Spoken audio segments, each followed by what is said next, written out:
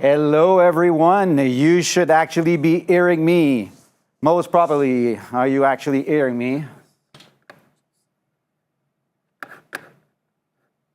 Yes? Actually, it is working. Sorry guys, I was just wondering, I was not sure audio was coming. Welcome everyone to the FLUX Immersive channel. Today, Wednesday, second day we're delivering this training. Actually, better for me today because it's not an 8 o'clock a.m. call here in Montreal live where I am broadcasting with you guys. Actually, great to have you. And let's jump on this intense session. I say intense session because we have 2 hours of content. Quite a bit to talk about, about the FLUX Immersive software. Let's actually jump and talk about the objective that we've got for today. My friend Guy here in the studio with me, that's actually going to be working on, sending you some live feeds as we go through. Thanks to Guy and SPAT Studio, actually our neighbors, right where we are in Montreal, that's helping us deliver. Hello, yeah, he says hello. Good stuff. Okay, so let's bring up that PowerPoint 1 second on the screen, please. Indeed. Okay, so yeah, quick story. My name is Hugo Laren. I'm with the FLUX Immersive Group. You're listening to the FLUX channel for this SPAT introduction training. And we've got quite some objective to talk about today. We're going to be actually bringing you, in the subject of object-based mixing, exactly what SPAT is all about, and we'll talk about spatialization techniques, various spatialization techniques, We'll talk about panning types, and we'll rapidly start to look as well at, use case stories, examples of where SPAT can be deployed, being for the live entertainment, being for installations, but for production workflow, being music production, even for content and stereo for that matter of fact. We like to talk about, how this environment redefines the way, we've been mixing. Meaning, well, instead of pushing some faders and panning, to left or right, basically looking at these objects, these tracks as objects in the space. We'll talk about this. We'll talk about the acoustic simulation of SPAT as well. Anyway, and we're going to get deeper into configuring the software, using it, the various things that can be done. We're going to be touching many different markets and industry today. We'll get into the live. We'll get in, try actually to cover as much as possible. As I said, feel free to ask some questions as they pop up. I see the team are already busy here online, probably answering some questions. So let's talk about these 4 modules. We'll start with an introduction, kind of bring you, tell you where we're coming from with all this, with SPAT Revolution software. We'll talk about, we'll actually explore the software and the capabilities with these rooms, these acoustic spaces. We're actually going to be looking at the source, the objects and their properties, panning methods, spatialization techniques, and then we'll go right in the 3rd module for deploying SPAT, configuring it, and then we'll see if we get some chances to get to do a lot of integration third party. From the experience yesterday, it was tough to get deep in that section anyway, and they become very much market specific anyway. So whatever. We'll go and we'll see how things go for today. So the introduction, let's start to talk about this briefly. Immersive audio and, moving to object-based. And what we mean by this, and you have heard the subject before, but that's basically us, having our sources or audio sources, and it can be a single source or a bus, a stem, becoming an object in the space. And this is what, we mean by this environment. And so we're going to be talking about, this and how, SPAT is actually a toolbox that has an open, design concept to actually create these environments, these spaces. And we'll go right there into the live examples, the production examples. We'll look at various, examples, use case stories. So what does immersive do? The famous question, and I love to talk about this one. There's so many words out there, talk about immersive, talk about spatial audio, 3D audio, and everything now what, 8D? I've been hearing about this 8D, concept where, strategy to move a stereo source, processing it, spinning it around the head. Very interesting, obviously, but people basically, at the end of the day, we are here to try to immerse our audience. Being an audience on headphone, being an audience in a concert, we're basically there to try, to make them feel something. What you hear is what you feel. The concept of localizing things. The guys in the cinema industry, have been used to this with, the various format there, localizing sources, elements, attaching it to the visual. And that's what we're trying to do. That's what we're trying to do for live concerts as well, with these frontal system deployments, where basically, what you're basically doing is you're localizing. And there's a lot of advantages as well from a sonic perspective anyway. But at the end of the day, we're moving from stereo to multiple channel, which allows us to do many things. You could even say that it allows us to distribute the signal more. In a live concert, for example, instead of being, you're not attacking as loud as you used to with the two big amps where you're distributing. So anyway, various points that can, bring some advantages to this immersive concept. So object-based mixing, what basically we mean there is just basically redefining the way we've been mixing. I've covered it briefly, right? Moving from an actual, track, audio track, and a panner and aux sends and stuff to actually create a mix. Now you're actually basically, going to be looking at a space. You're looking at a space and positioning object in that space. So that's what it is. Our objects are moving into the space. They can be automated. It means obviously we can localize and we can follow things, being follow on the screen, follow live, right? And it can be applied to any mix format. Some people like the object-based mixing is specific to Atmos, for example, or some environment. The truth of the matter is object-based mixing or source-based mixing, call it whatever you want, at the end of the day, is you're replacing this track by a bubble in the space. And the way we actually like to talk about it is this canvas, this open space where you put object sources is, is not specific to any format. And we'll talk about this. Okay, moving along, SPAT Revolution, and what SPAT Revolution is? Well, SPAT Revolution is an object-based mixing, standalone software, a main application, and it is as well a suite of three products, three plugins that actually brings the integration. We call it a production suite, really. So the main application, three plugins that bring some integration to digital audio workstation or to some show controllers, for that matter of fact. And that's what's at the base of SPAT Revolution.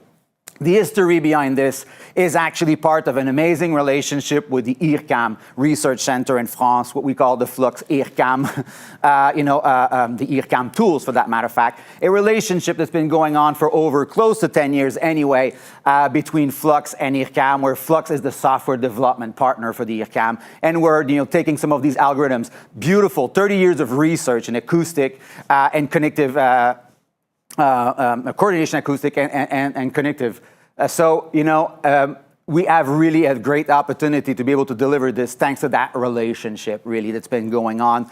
And it's not like it's fully new. We'll talk about this. SPAT existed as a plugin. Some of you actually on the live right now may be already familiar to the SPAT environment from the plugin that existed close to 8-9 years ago called SPAT. It was living on a digital audio workstation. It obviously meant as well that it was limited by the capabilities, the processing of the DAW it was sitting on. And really, the intention was, when we released this in 2017, to actually, become, big boys. Control of our destiny a bit with that standalone application, not forgetting the DAW integration, which we are doing now with the plugins, but really having a standalone application that's not limited to receiving audio from a DAW, that can actually be live as well, receiving, core audio and ASIO inputs. And really the way we've got it set up is that this open design gives you the ability to, configure your workflow as need be, and we'll dig into this, okay? Many environments, and many environments right now are actually turning to us and, asking questions about how to create immersive content. I mean, I think there's a global interest in creating immersive content more than ever today. Been reading some research recently that, 2020 is the year where, immersive explodes globally. Anyway. I'll take a deep breath a bit. As you see, my speed of talking can be fast. And the reason is I've got so many things to talk about. I'll take a little sip of water, which wouldn't be a bad thing. We are all in our homes. I'm assuming most of you are in your home somewhere, confined. We're obviously living, this situation. And you know what? At the end of the day, we're so happy to have, all your attention. I know, we're all living a tough moment. But at the same time, it's we've been blessed really with this opportunity to broadcast from you guys here, confined in a studio in some ways as well. Let's look at that actual plugin quickly. You see it there back in 2010 as it was running on the Pro Tools in this case right here. This open design approach means what? Means basically, you can actually maybe turn on the SPAT computer on my right if you want, Guy, just quickly, to kind of get this idea of, basically, well, not this window really, my fault, my bad, but basically, this open design where you're basically going to be adding your inputs, choosing your room, how many rooms, your format, your stream time. It's reminding me of my good old days when I started in audio with BSS SoundWeb. Yeah, let me do a little quick one on this one, right? And when I saw BSS SoundWeb, which was basically, inputs and outputs and you putting blocks in between. And that's what we mean by this open design. Great, let's go back to where we were to talk about the actual applications and how, we can adapt to the workflow. So we can basically adapt to various workflow. We're going to cover them today. We'll talk about, maybe a bit of real-time integration or live integration.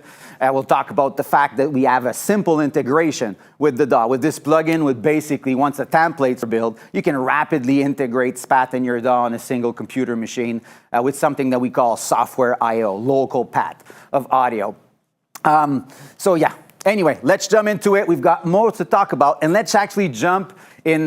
For some of you that were actually probably on the line 15 minutes before it started, we presented the making of Close Talker, which was an interesting show that we got involved, that happened here in Canada, for that matter of fact, last summer, if my memory is correct. Yeah, indeed, last summer. And the whole concept there was a band wanting to deliver their new album to a VIP crowd, a small group of people, and it was a small group because we had only 64 people on headphones on that one, but delivered actually a special a show that they call Immersion, an immersive concert on headphones, like really bringing the crowd, immersing the crowd and delivering them their new album from beginning to end in very awkward location, rooftop in Saskatchewan, all the way to, museums, or a really awkward location where typically the acoustic wouldn't really work great for doing so. And that was something that we did. So let's jump rapidly into it. Let's actually maybe get a quick audio listen. What you actually saw when we've turned to the SPAT computer, let's turn to that SPAT computer quickly here. What you actually saw is precisely what that Close Talker setup was all about, which basically a bunch of live sources fed from a live console, Avid S6L in this case. We have quite some integration there. So being fed to two computers, and these live inputs were actually being treated, if you want, by what we call the virtual rooms. In this case, one was a binaural audio one, so we delivered binaural audio content. We'll talk about this later. And you'll see our trick right now at the same time. We had a second room, which is a stereo room. And what was that? That was simply us saying kick, bass, and some instruments are actually, we're keeping intracranial. We're keeping, a very, a stereo, more punchy potentially. Binaural can have some impacts on tone, on tonality. So our strategy here, we keep that one, pretty tight. And then the rest of the elements, the other source, are hitting that binaural room, so we can move them around. Let's actually, let's just open this one. You actually see the scene right now and you'll see the bubble move, and they will be moving as I'm going to be playing this session to you guys. And these live were actually fired by the sound engineer. The sound engineer was not fully program in the sense that it was not following a time code or anything. The sound engineer, 2-3 places in the show, maybe in a solo, at specific moments, were firing those movements, moving some sources in the space. We're going to be playing this for you guys for about, a quick minute and a half. Maximum. We'll get the end of a solo and get through another song. Hopefully everything goes well there. To listen to binaural, we mean what? We mean we need some headphones. So I'm assuming most of you have some headphones on, and if you don't, that's okay. Now, you may not be able to appreciate it as much, but let's do something quickly anyway, just to make sure that we've got the left on the left and the right on the right. Let me actually bring myself live to you from SPAT. Can we actually hear this? You should be able. What I just basically did is I moved myself from the live stream, the live microphone going to you, to actually having you in SPAT. You listen to me through SPAT. So you should hear me in the front right now. Let's actually do a quick test to see if you actually can hear me on the left. You should be, yeah, it's okay. Working, well, that's good. Yes, I see yes. So I see some people are getting the left side, and you may be getting the right side as I speak to you. And actually, we can even try to do the back. And the back is a bit more complex. We'll talk about HRTF filters, and but you probably are here feeling. Some of you may say, "Yeah, I'm getting it. I'm getting it." If you're no longer in the front, you go, and that's that's the pleasure of playing in binaural. So now that we've kind of got set up, and you're hearing me in the reverb, and that's part of the acoustic simulation that we'll talk about. Let's go back to the live on the stream here. Are we back? Yeah, we should be back. Good stuff. Anyway, let me rapidly turn away from you guys just to prepare this. And actually, I should be putting some headphones as well. Not a bad thing to have some headphones to make sure whatever we're listening to, I can hear myself too. Okay. You do hear some room a bit, and that's the room of the studio right now, actually. Okay, I'm going to mute myself, try to play this for you guys. Enjoy.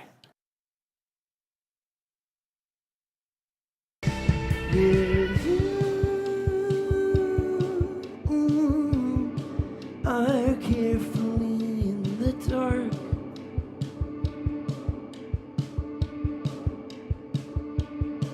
Yeah, you are carefully in the dark.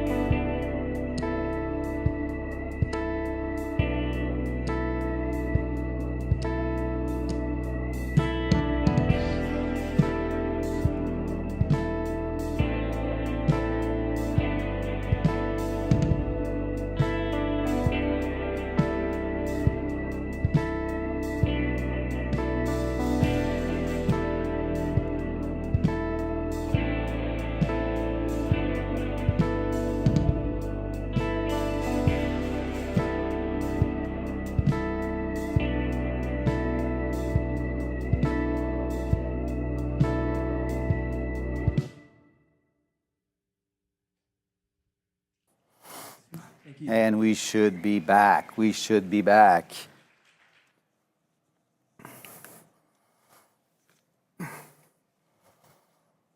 You guys picked some of that? You guys must have picked up some of that. I hope you did. I actually saw some posts. Alicia in Toronto saying, yeah, Kellen was the guy that actually mixed this show. Took this project with us last summer. We did a little pre-pro. And what was kind of interesting as well is how we went from an offline, not being live, to prepare with Pro Tools some of this content, the artistic intention, and then moved it to a live.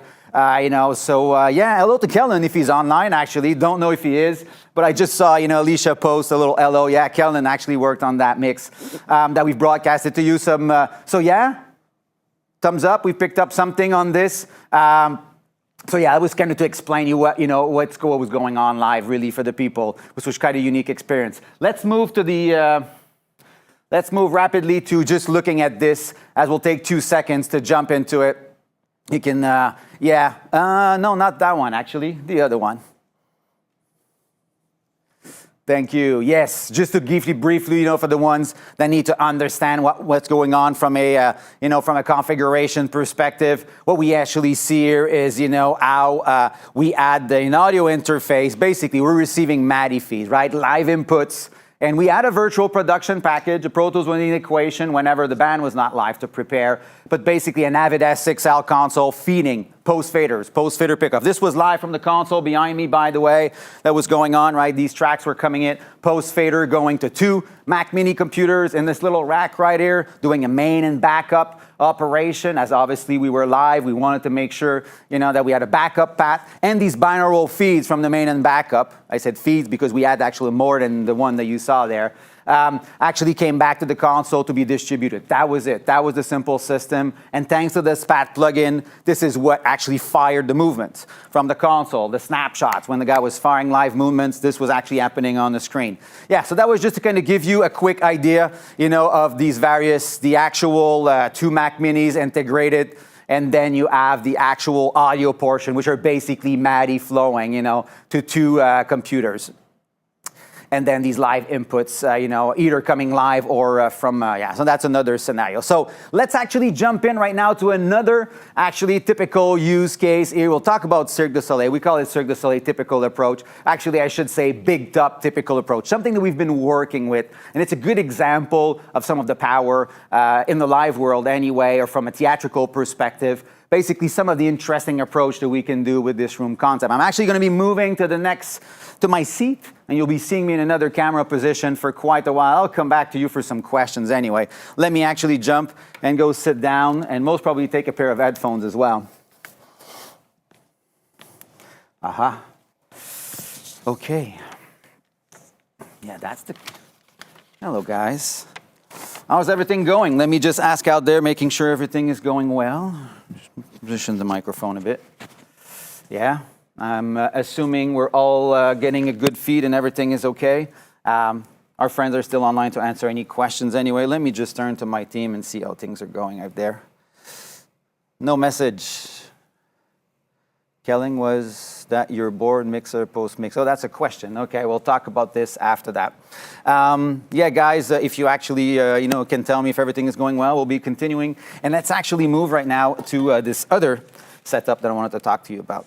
Okay, let's go. Let's move to my computer. Yeah, please.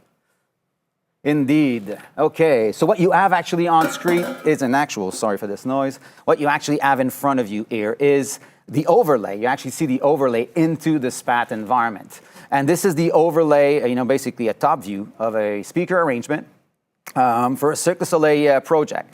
And just so you guys understand what's been going on here is you got a single source, we'll be able to listen. Forget about the source aspect. There's a single stereo element that we're able to play. But what I want you to put some attention on right now is these multiple rooms that we call them, the room. And the room in this particular case was, the possibility to actually do various things. That's what we're going to talk about briefly to give you an example. I'm going to jump on the first one here, which we've called the 5-1. And people may be asking, well, why 5-1? What's the big thing with a 5-1 in a live concert? Well, let's just talk about briefly what we were capable to do. Typical Cirque du Soleil, arrangement or big top arrangement with mast, 4 masts in a big room. You've got, these audience, we call them audience, faces if you want. You could say that you've got one there, you've got obviously the front ear, and you've got that one. And typically this is the backstage area. So what basically went on this particular one here is we've decided that for the music bed, to surround people in a good music bed, something static, not as much for movements, more for creating a space for the bass, for the music. We have this concept here where we basically, are creating, so SPAT is generating a 5.1 mix, and this is the space. And this same actual distribution, the 5.1 arrangement, is actually distributed as well on this one and as well on this one, on this face. Why? Well, you'll see, we'll actually jump to the next arrangement and you'll actually understand what I'm talking about here. So you see, so this is actually this, more of the speaker elements of the system. And what you see here are the speakers, and for that matter of fact, there's actually way more speakers that you see on these systems. Why? Because obviously that particular speaker may be, handled by, 5 or 10 speakers in the back with the matrixing that gets done, in the loudspeaker management side of things. But what I want to show you here is that we actually just jumped to another room here. Okay, and so this other room here is actually what we call using a panning type or a strategy called KNN. And what was allowed there was basically a complete localization. So this room was used strictly for localization, not necessarily all sources, some sources you wanted to localize, and you could basically, take this actual source in the space and position a mono source, a stereo source, whatever source you want it to be in the localization room, we like to call it. Let's actually play something for you guys. And what you're going to be seeing on the screen is my QLab. I'm going to be using QLab just to fire some stuff for you guys. And let's try that. Let's get some audio going. Et voila. Okay, so we got some audio going. You should be hearing, what you're actually hearing now is that K&N room. We call that speaker arrangement in binaural. So we offer binaural preview, and that's a perfect example of how content creation can be done, offline content creation for sound designers. So right now, I'm going to be moving this source in the space. And you should actually feel it jump. And you say, Hugo, that's not cool panning. Why is it jumping that much? Well, we're actually going to talk about this. We'll talk about this later when we talk about K&N. And K&N is ability to have, and we'll talk about it later anyway. So basically, we're previewing this in binaural right now as I was moving the source. And we had another room that we were using here, only a partial, in a part of the speaker arrangement. And why were we doing this? Well, this was for specific circle effects that we call it. We call them the VBAP circle room, and that's exactly what it was. It was some sources were basically hitting this room strictly for some, circular effect. Oh, I'm not watching the camera again. That was my habit of yesterday, getting too much in the screen and forgetting to see you guys. Yeah, the pleasure of the live. So that was my little preview. And the binaural was very practical for this show. Why? Because every single sources could hit the binaural room. So if you want to send that binaural recording to video cameras, to video feeds, there it is. Instead of being, just listening to a stereo mix, now you're actually in binaural, on the recordings that you're distributing, the content that you're distributing out there. So just a brief example of what this was all about. And with this overlay concept, if you have some questions, we're actually going to jump into it a bit later. Now, let me fire and actually move to the, let's just go to the PowerPoint for a second, my friend. Yeah, thank you. I love it. Back to that license question, eh? Yes. Okay. So what did we achieve with that actual, approach I was talking about is like multiple rooms for multiple creative effects. That was really what went on, on this. So, we had the bass bed that was a 5.0 that was distributed to 3 audience zones, we could call it. It was one. There was obviously the other one that was the localization with all, we didn't necessarily have all loudspeaker. We had like some specific, location that could actually help us localize. And then the third one was actually with only a part of the system, a partial. And choosing the panning type to the desired effect was really the key to this. As the object spatialization properties are agnostic of the output, that's the magic of it. That's the magic of what we have on the table as well. You can flip this actual, the actual room type speaker arrangement, we could call it channel based, or to ambisonic for that matter of fact, without affecting the object properties, the parameters of these objects. We'll talk about this. And the binaural recording, which was, for, previewing.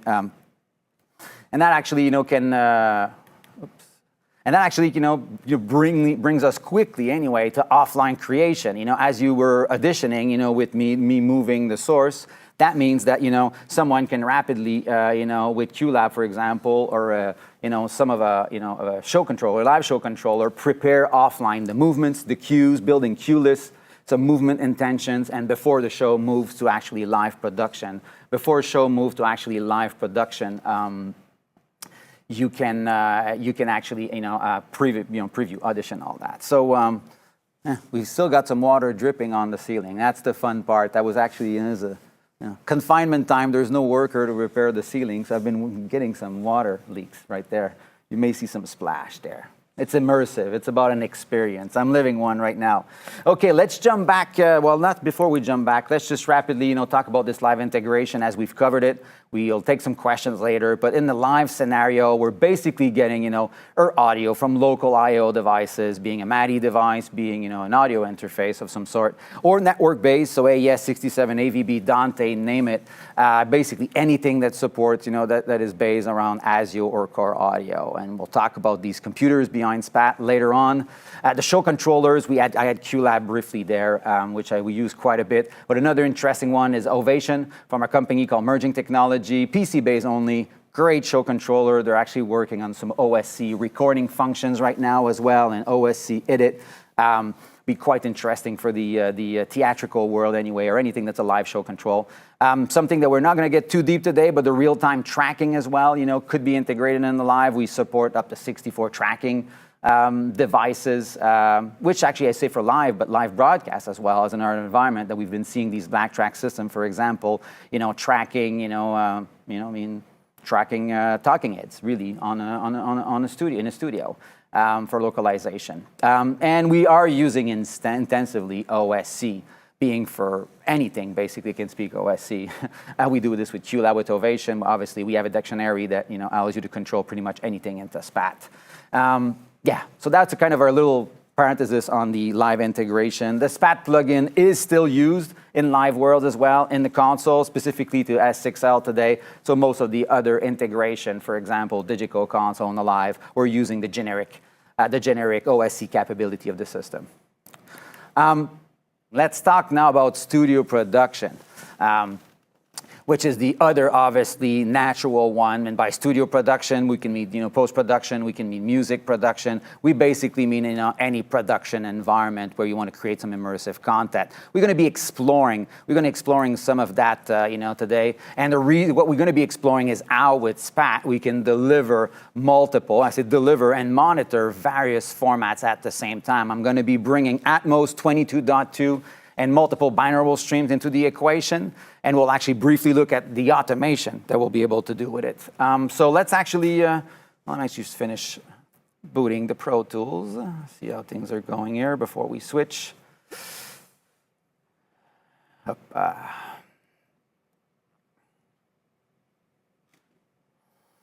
still with you.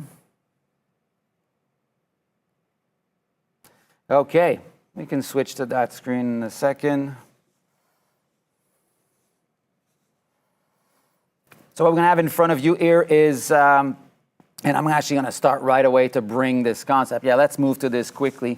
So here you have my little production environment example. You see NHK bin up there for binaural and Atmos. And this is the production environment I wanted to show you. And just to kind of, I've opened a session. You guys are like, well, okay, how did he get there? Well, we're going to get to this point explaining you, from beginning to end how to connect all these points. But if I close this actual session, and I press get send returns here on top here, I'm actually seeing all the actual SPAT plugins that are live into where?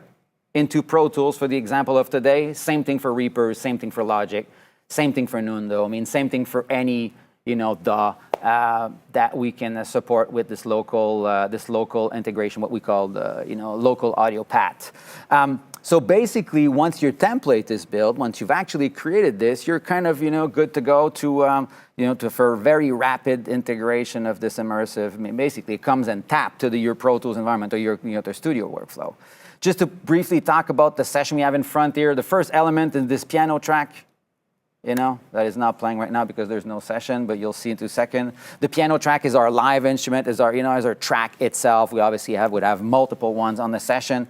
But what we're doing in this particular one is we're using auxes. All the things in blue right now will become objects into SPAT. The reason we're doing this approach and not necessarily sending the track directly, well, multiple reasons in the case of Pro Tools and other DAWs, is the fact that this would be a pre-fader send. If you're inserting on the actual track, so pre-fader, not necessarily practical to keep all your, to keep your template being able to move the faders and so on and so forth. Number one. Number two, people are doing parallel processing, and we're basically with this, we're not touching your actual mix environment. We're using these sends, these objects, and these sends can be, well, a single source or multiple source. You can deal at, as a, one track, one source kind of deal, or multiple tracks. Like for example, the drum may be an actual stereo stem, which you'd be sending to a stereo, which we have here 4 stereos. You'll see if I'm playing that track right now, if you've played that track, actually I've got that piano being sent to one of the stereo elements that's showing up on the other side. And we have actually the returns as well. So the returns, you can see an Atmos return, an NHK, 1, 2, and 3. Why 3 NHK, Hugo? Well, simply because Pro Tools is limited, in this case, to 16 channel. So we have some time to do some little, workarounds to deal with the limitation of DAW. Obviously, some other DAWs, such as Reaper, that supports 64 channels, and other, Nundo, and I don't know the list exactly of what support what's for bus channel count, but sometimes we actually have to return in multiple buses, and this is what we're doing here. An NHK 22.2 gets returned in 3 8 channel, 22 plus 2, 24, you do the math, 3 times 8. So that's the deal there. But we are actually being able to return an Atmos, to bounce, or to monitor, and let's actually move to all these binaural. These binaural here are there, and we'll see it in the SPAT session in 2 seconds, to give you some preview, some various previews with various HRTF, which we'll talk about later, and actually as well, a binaural main, which is an actual binaural mix per se that you can bounce. So let's look at back to SPAT. This is it. We'll deal with with these SPAT sends. You can see them up there. Hey, hello SPAT send. SPAT send is there, and it's actually local audio path is enabled. And by enabled, it means the audio connection between. If there's no audio connection in between, the SPAT plugin still gets used, and in this case, is only for automation. So this little baby there and the multiple babies that we have in the session are serving 2 things: the local audio between the SPAT and the Pro Tools on the send and on the return, and as well as all the automation. Because as you will see, later, we can obviously deal, and actually, let's just put this in. It's not the right one. Let's put this in right. Auto right, thank you. So we're actually going to be able to talk about this automation here. Going back to SPAT, let me open the session. I don't feel like building it with you guys right now. We are going to start to make templates available to you guys. Feel free right now, if you're on the chat and you want to have some specific workflow for your environment. We're actually, we're going to be collecting this and trying to make a list of things that people are kind of wanting to see for templates. But you've already may have seen 3 videos that we've just released. One was for Pro Tools integration, 5-minute on tutorial on how to configure it. There's a few things to keep in mind when we're configuring a DAW. Routing, we use the dummy bus as well. Don't want to get too deep into this, but this concept is, in some cases, a DAW, the dummy bus concept gets used to actually force a DAW to process the SPAT sends before the SPAT return, for example, to ensure some synchronization. We also have a few, routing, things that we've got to keep in mind to make sure there's good synchronization with both of them. So we're going to start to make those templates available, some instructions that exist already, documents on this. And as I said, we've just released tutorial. Pro Tools was released, Reaper, I think Pyramix system from Merging just came out. We're working on Logic, and we'll be doing some more of that. But feel free, just jump on this. Yeah, I see 22.251, yeah, basically. And you'll see how quick it is to change it. I mean, once you figure out what we're doing, you use a template, you can rapidly modify that template once you get the concept of it. Okay, so I've just reopened this session here, and we've got all these sources that are sitting into these rooms. This is our environment, right? We see an NHK2 22.2 environment there. If I actually take this view here on top, I change it to top and front. Actually, I can see a top view and a front view of that NHK. Binaural, no more speakers, and this is what speakers, we'll talk about the options and when we're in the rooms and the viewing options. When I move to binaural room, there's no longer speakers because there's no concept of speakers. There's only our listening ed, or dummy ed. And next, and not least for sure, Atmos, so creating content. People asked yesterday, Atmos, how you deal with Atmos, what's your link to? Well, we don't have link. I mean, Atmos, Dolby's production suite is a solution in itself, for live as well, as I've seen, they've been, proposing some live scenarios. But to create that bass bed, that Atmos bed, basically that tie, for example, with Pro Tools and SPAT is a perfect, example of how, you can move to, replacing that panner, that not necessarily fun panner, to being in a object-oriented or a, source-oriented environment, and the acoustic simulation, which we'll talk about. So here you see the Atmos, you can see the elevation, but our sources are actually all sharing the same properties as I move through all of them. So here I get, a mono source, and we'll see it when we, if we solo it actually. You see a mono source in the space, and actually it's moving in all the rooms at the same time. So our setup here, just so we kind of go over it. So our setup here that is NHK, as we were talking about. Let me listen to it briefly. We can listen to it, maybe. It's not working. Why? Because I didn't connect something. Let me just see.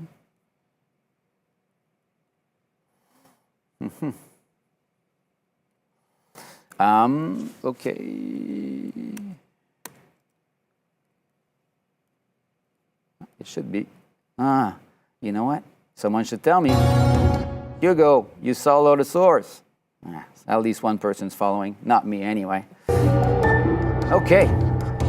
You should hear me. I hope the balance is good. I can probably drop the level just a tiny bit. So right now what we're listening to, let me just drop this room a bit. So what you're actually listening to right now is my famous piano. My piano track that I was playing earlier, it's actually sitting right there. I can actually solo it. We can start to manipulate it. And you may be saying, Hugo, your piano seems wet a bit. Indeed, the piano is wet, and it's no longer wet now. And that was just because the reverb engine, the acoustic simulation, which we'll talk about, was actually active. It's all active by default. There's some reason to disengage it, but once you figure out the power of the reverb engine and the early reflection localization, you kind of figure out that you may want to be using it. And so right now what you're listening to is the binaural feed.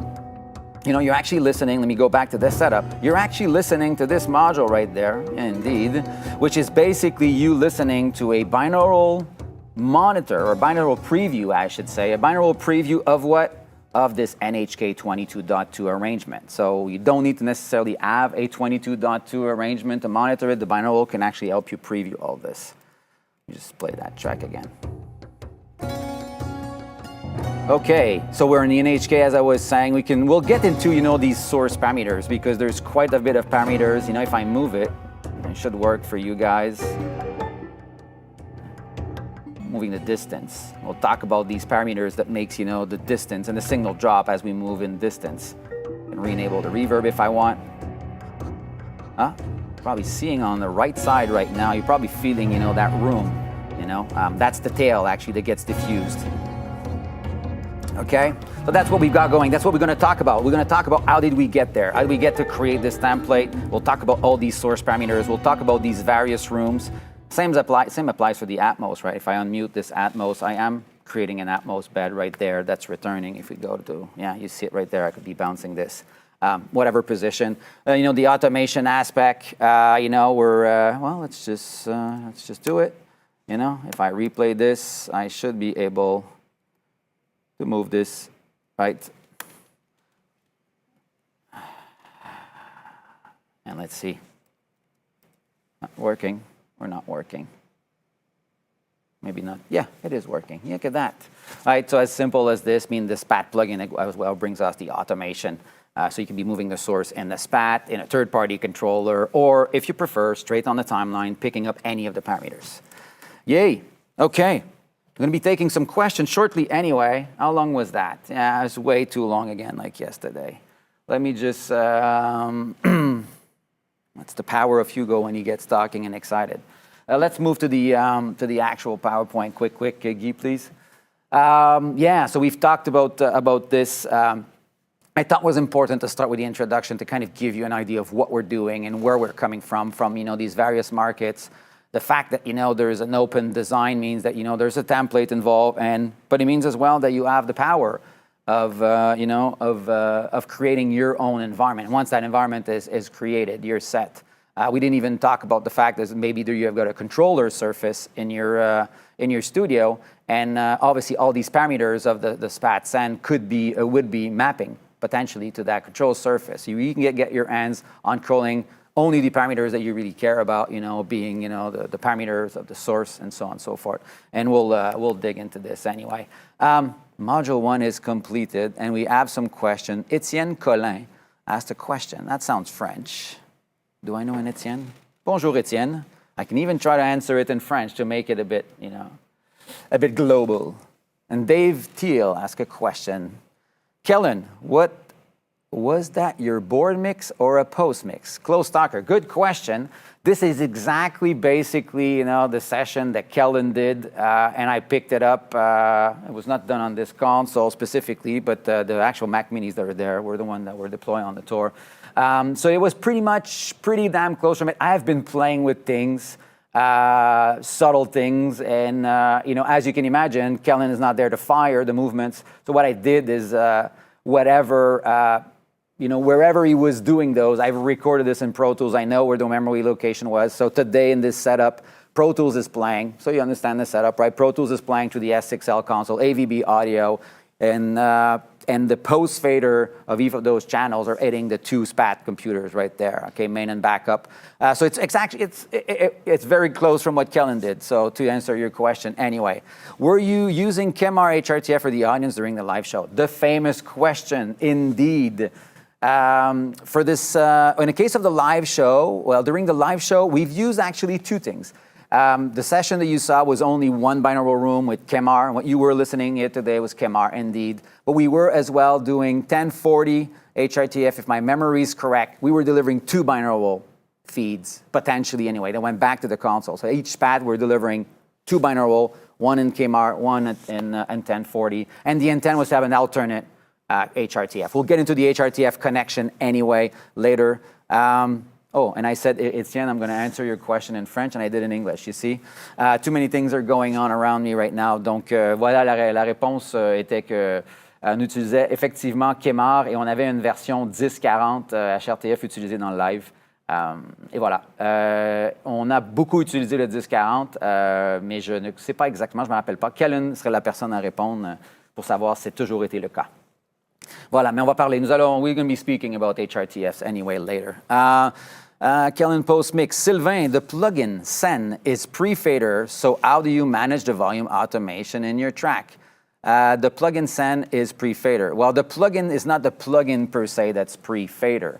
Is the DAW that is pre-fader or not? So some DAW, and I hate to actually mention all the DAWs. Team, please jump in. For sure, I know that Nundo offer post fader on the insert, which is obviously great for automation. So basically, in the case when we have a DAW that's actually post or pre-fader only, this is why we have those sends. And maybe you can bring me back to the Pro Tools view, Guy, please. Just so you guys can understand that's why we're using these sends here. These sends, can be automated. Right? These sends can be automated. They become your source, and that's how we have, we have a post departure, right? Basically, your contribution, your automation. Sorry, your automation here becomes the contribution to this send anyway. Because yes, you're right. It is still pre. Answering the question correctly. Sorry, it was maybe a bit confusing. If there's more questions that pops up, but that's really what it is. You're right. The fader per se is, but the send is pre-fader, but as we're going through a Knox and a Knox sense, this is the send, by the way, right? So if I'm obviously automating movements, automation here, the signal is going to change on the object, the send to SPAT. Making sense? Yeah. So we're using sends. We're sending to bus. What's the audio processing latency on the Mac Mini? Ha ha ha ha. Who's that? Sébastien? Oh, he's a French guy or an English guy? Or someone else from the world? Good question. The latency conversation, specifically to the show of our friends from Close Talker, we were at 10 millisecond, which was more than enough, obviously, more than no problem for this scenario. Now, some people may say, well, but for in-ear monitoring, it's not going to work. You're right, and I'm not here to talk about in-ear monitor workflow. The rules of thumb, and we'll talk about it later, is the following. The computer that you're using and the audio interface is what defines your latency and how low you can go for live. You want to achieve 3, 4, 5 millisecond. You definitely are not going to turn to a Mac Mini, for example. Not in the current state. Why is this? Keep in mind that a Mac Mini does not have any graphic resources, and keep in mind that SPAT and the user interface is running, is active, taking quite a bit of graphic resources at the same time. Plus you're processing, you're creating reverb. There's quite a bit going on.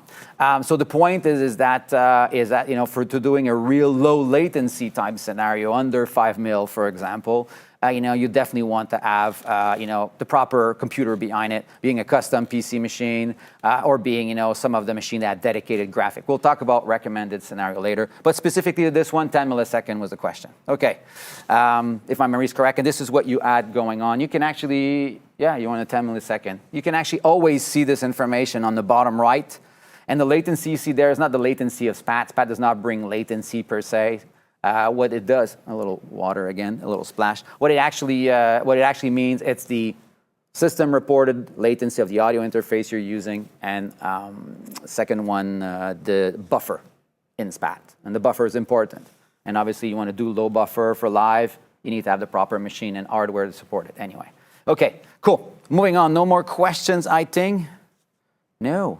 And I was supposed to sign up to go, for the questions, but everything's going well, I'm assuming. Let's go on and let's move to our next section. Okay, we're gonna start to explore, I'm gonna keep this position. Yeah, I kind of like that position. I like the camera view there, if I was to watch the camera once in a while. So we're gonna be exploring SPAT Revolution software right now. Yeah, no more questions? Yeah, okay, good. Hugo, you're not looking at the camera again. Yay, thank you guys. Yeah, I'm not seeing this one. I will. I'm just too many screens around me. That's the pleasure of all the screens. So we're gonna be exploring now, SPAT Revolution, and as far as the environment, we've already jumped into it. We'll go deeper into exploring the environment, okay? Let's do that together. Spatialization technology, channel-based speaker arrangement. We'll go through basically everything, the key things to know about this environment. And then we're actually going to connect boxes together. Yay? Sounds like a plan? Let's do it. Let's do it. Okay. Let's unpollute. Let's go back to my computer. Let's remove our Pro Tools for the moment. Okay. Well, we can actually keep working on this environment. For that matter of fact, there's nothing wrong with it. So, okay, so you most probably have the software. Hopefully you have it in front of you. If not, that's all good as well. You just got to be following what's going on. So what you've got, you've got the preferences on the top right that you see. We'll jump later. And these are actually the rooms. You figure this out, and I can mute the rooms if I don't want them to output or not. And just by clicking on them, or for that matter of fact, double-clicking on the room, I get into the actual room itself. And this is our environment. And if we get into these rooms, and you'll always be having the same kind of view. It's either, and look at the top right here, the view button. You by default going to be looking at a top view.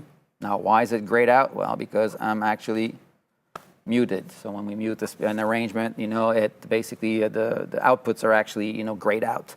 And if if you actually scroll in and out, you can see how I can kind of go in this arrangement or not. And let me just give you a shortcut. If you hold the control button, you can actually spin that room. Here's our 22.2 arrangement. And I can actually go to the Atmos one. Well, you see, it followed me actually when I'm spinning the room. It actually followed me. So I've got the same perspective now on the Atmos arrangement. If we actually go for strictly a front, we can go to that, or we can go to a top front. Same thing for that matter of fact. You can rotate that, whatever was a front view, you can kind of give it a bit of perspective if you wanted to. Okay, so this is our space. This is our space. Let me just go back to, quickly to something that I had forgotten to do. Let me just close this session, quick. Voila. And you see when I'm closing Pro Tools, you understand if the box are a little red here, but there's no more signal. There's just no more signal coming from this. The only live one right now is this one. This is not to do at home. This is Hugo does only. This is actually my QLab receiving audio at the same time. You see, crazy. So I'm removing the inputs right now. You're just looking at the output section, something that we'll talk a bit more about connecting these blocks later on. But you're looking basically only at from the room to the output of. And if you got a single audio track, let's play it. It's playing from QLab. And let's connect it to one room. Connect it. And then we can connect the same room in multiple spaces at the same time. Up. Voila. Okay. The reason I wanted to do this is I wanted to get some audio going. I want you to appreciate as well something called a nebula, something I did not cover yesterday. Nebula is basically, giving you a visual reference as far as, basically taking all the output. Let me just reset this. All right. You see it there fairly well, right? So I'm going to be moving the source around. You'll see how this will impact actually the signal distribution. Makes better sense if I actually close the reverb engine. All right, you see that stereo source here, right there, in front of you. This is the nebula that you can actually remove or put on. Takes quite a bit of graphical resources as well. Again, don't do this on these little Mac Minis. Anyway, I've got some personal challenges with these Mac Minis, although I love them in some ways. The speaker alpha is you seeing or not seeing the speakers. And then the scale, if you want to you got a lot of elements, or no, you're the kind of person that, wants big things. Some lightness, a little control. So this is basically, your view, your space. That's the space. That's the space where your object, your sources are living. Source properties are on the bottom. We'll explore them in 2 seconds. If I'm minimizing this window here, I can actually have a better, kind of view here. While we're talking about this, we've got the output section of this room. This is basically, giving you all the actual speakers itself. We'll talk about some of the background image thing that can be done. And this is the reverb engine. Not going to deal too much about the reverb engine right now. We've got 2 modes, a 8 and 16 channel density mode. Obviously, the 16 channel render beautiful results takes more resources. And there's all these parameters, perceptual factors, room response and stuff. That that basically tailors that reverb engine for that room only, the acoustic, the space, right? And if I actually re-engage it, right, you remember, right? Okay, good stuff. Good stuff. Let me just switch back quickly to talk about a few other things. Let's go back to the PowerPoint here. So you kind of explored, the actual room itself, and we'll go in the actual properties right now of these objects. And what's important to understand on these objects is how, and we'll go to an overview, but how, you've got a few important ones. Well, we're not going to go through all of them. This could be a session itself to appreciate the acoustic properties and the audio properties of all these objects, what they really do, what they mean. We'll briefly cover the the perceptual factors, which are key. They're attached to this reverb engine, right? That's the source and the space, the source pointing at you or not pointing at you, and stimulating the acoustic simulation or not. We're going to be talking as well about position and radiation. Important concept to understand. What basically they mean is, some of you may be familiar to polar and Cartesian, X, Y, Z versus azimuth, the 360-degree pan. Elevation, obviously the elevation, and the distance, which is, so this is AED, this is polar, this is called radiation, versus position, which is true X, Y, Z. We actually offer both. Some systems offer one or the other, we offer both. They're totally linked. We'll talk about this. But the other important one will be to understand is the concept of radius, which we'll talk a bit in this setup. So, yeah, you've got some information here kind of on the overview on the source parameters. I'm going to get ready to jump back with you on the SPAT computer as you maybe be reading some of what's going on. Yeah, let's just go back on the slide quick. Yeah, so, as I was saying, these sources have that radiation or position parameter. It's always from the listening point.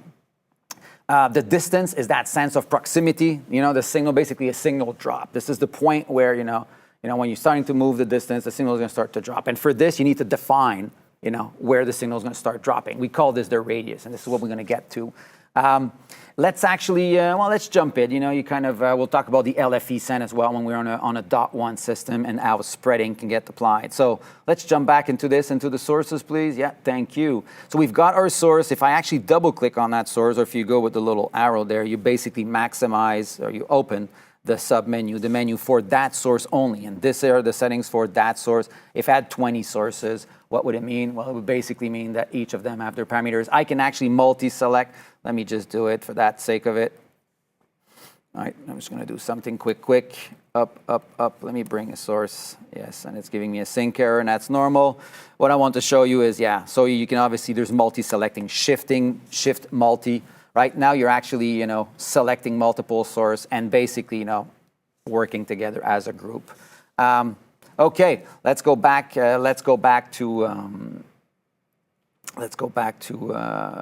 where we were. Sorry, let me remove this to clean this up. And you see the sync was gone. Why was there a sync problem? Let's talk about it. It's because I just injected an input that's actually an hardware input versus a software input. Synchronization problem. There's one is on the hardware, the other one's getting a path from the software. That's why the sync came up, by the way, for people that are curious. Okay. So we've got a source here. Our source, we can actually keep playing it in the background. It's never bad to have some audio. I'm assuming the level is good and you can hear me. So let's talk about these perceptual factors to begin with. I briefly talked about it, the reverb engine. And let's talk about the reverb engine here. What I just did here is actually close the direct sound. That's the first one of the perceptual factors that we want to talk about here. Just crank the volume just a tiny bit. So right now what you're hearing, I just closed the tail, just closed the cluster. We're actually down to what? To early reflection only. And you're probably realizing that the early reflection on the left side right now, and why is this? SPAT actually brings the capability to localize the early reflection. And localizing means what? Means actually bringing a sense of reality. The sources there and the early reflection are with it, number one. Number two, not sure if you're going to pick this one up. This is the cluster, okay? And what's interesting with the cluster, you can hear it. Can you hear it on the right side? It's not localized right now.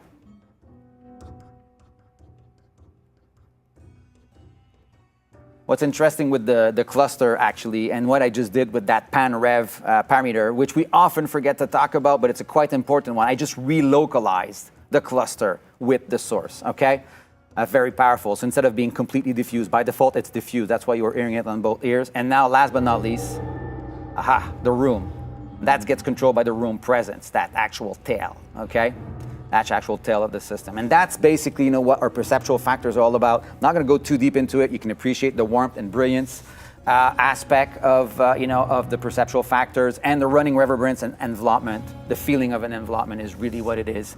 So those are coming from studies from the IRCAM, and instead of just giving you parameters that don't mean necessarily anything, we're trying to express them in in something that you can perceive, right? Envelopment is one of them, for example, or the running reverberance. And so that's it. I just brought back what? I just brought back the room presence. Now the direct sound, right? Killing the reverb. Okay, back to this dry source. Just drop it, make sure you can hear me. We'll leave it on the left side anyway. Let me just jump to these parameters, which are radiation, right?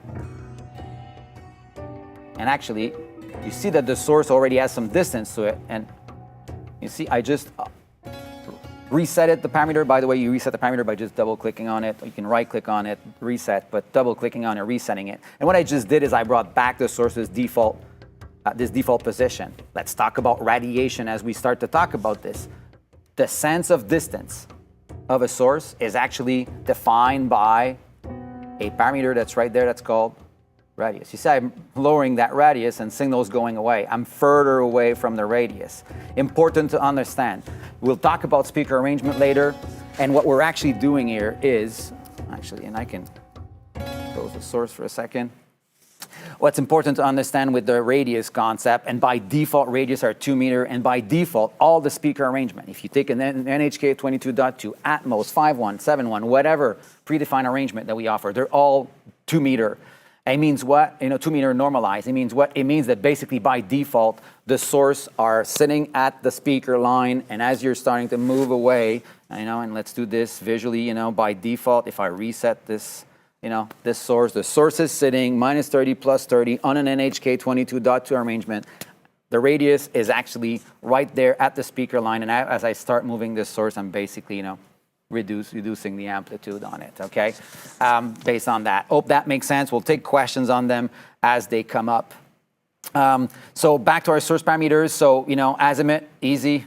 Elevation, we don't see it. Well, we see it right there. Elevation right there. And then distance, obviously, if I'm moving the source in the space. Yaw, pitch, and aperture. Yaw is the direction of the source. If I'm actually spinning the source, one side or the other. Pitch is pitching up and down. And aperture is the source exciting more the room, or it's more, think about it in an aperture in a camera. So basically, how many degrees the source is opening and exciting the room, obviously, with the acoustic simulation. Obviously, it will have an impact as well when the when the reverb engine is off. You're kind of going to get the filtering from something that's closer like that versus open.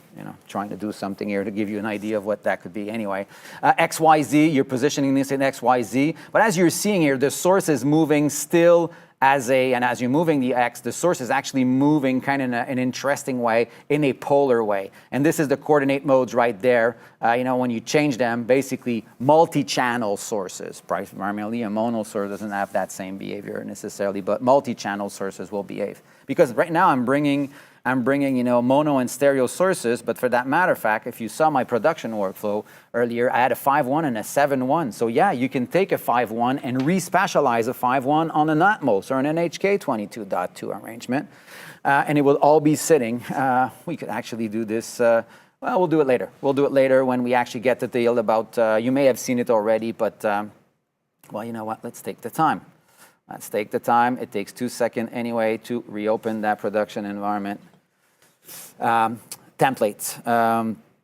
Actually, how do you design SPAT Revolution? I'm going to take some questions while that's booting. Anyway, I will get that one done. How do you design in SPAT Revolution when you are at home studio without the correct speaker setup?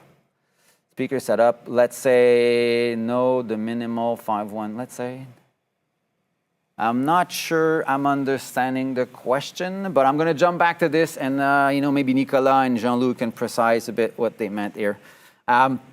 So I wanted to appreciate there's a 7.1 and a 5.1 in this. If we go to the NHK 22, you probably have seen it. I'm going to solo on it. You see, so this is, this is a 5.1 bed sitting on an actual NHK 22.2, and this is that same bed sitting on the Atmos arrangement. So yeah, you can respatialize, and it's moving as an actual multi-channel source. That's why, we start to talk about the behavior of multi-channel with, polar and coordinate modes. Anyway, so that's kind of a little parenthesis about how do we deal with multi-channel sources. Multi-channel or multi-selected and ends up being the same thing. Let's just jump on the rapidly. Let's just jump rapidly on the actual keynote. Yeah, exactly. Just appreciate what kind of is going on, on this. You see the polar and the Cartesian model and how a multi-channel source behaves differently anyway. If it's, polar, it's kind of following the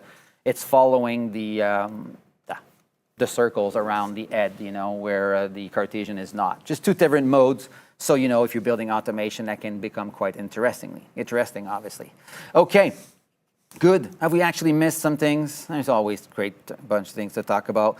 But that gives you kind of an idea of what can be done. Okay, spread, yeah, spread is interesting. It's how basically you're spreading over more speakers. You're basically starting to break apart, if you want, in some ways. The basic panning lines start to spread. Something is too localized, For example, you can, too direct, but yeah, too much activity on it. You can basically spread on multiple arrangement. LFE SAN is there for you. This is the SAN for that particular source itself, going to the sub, the LFE. We have a single SAN right now. So although we can have multiple subs, we support only a single SAN currently, but you can have multiple departures, multiple sub on the speaker arrangement, but you have only one SAN per source though, so some can have no LFE. And other things here, which I'm not going to cover today. The radius is the important one to understand. If that radius was by mistake put at 0.4 meter, what's going to happen is your source is going to feel like it's, far, right? And that's just because of the relationship, the position of the source, let me just drop this here. The position of the source and the position of the radius would basically gives it a huge drop. 6 dB drop factor, every time you double the distance. So yeah, that could be changed though. But anyway, yeah, voila. So that's basically what I want to talk to you about. Let's jump back to other aspects of what we're going to talk about, rooms. I'm sorry.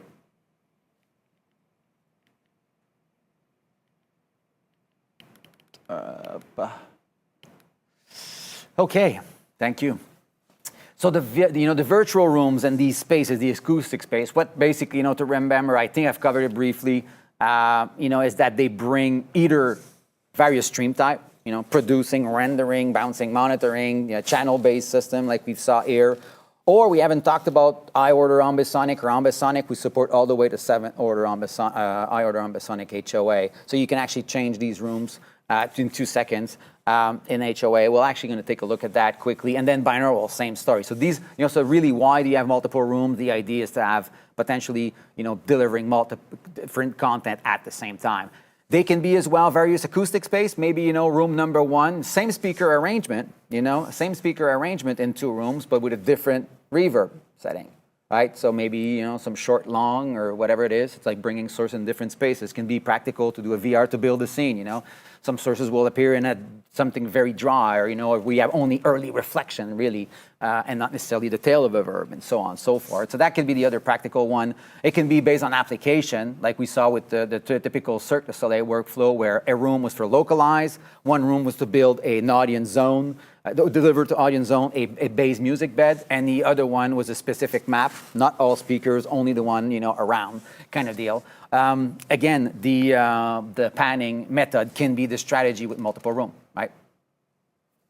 One for VBAP, one for KNN, and we'll talk about DBAP as well. You have various panning methods, so you can obviously use the rooms for that particular scenario. Okay. So what do we have for stream type possible? As we've talked about these, we're actually going to jump to SPAT back in 2 seconds, but we've got all channel-based arrangement, 2D and 3D.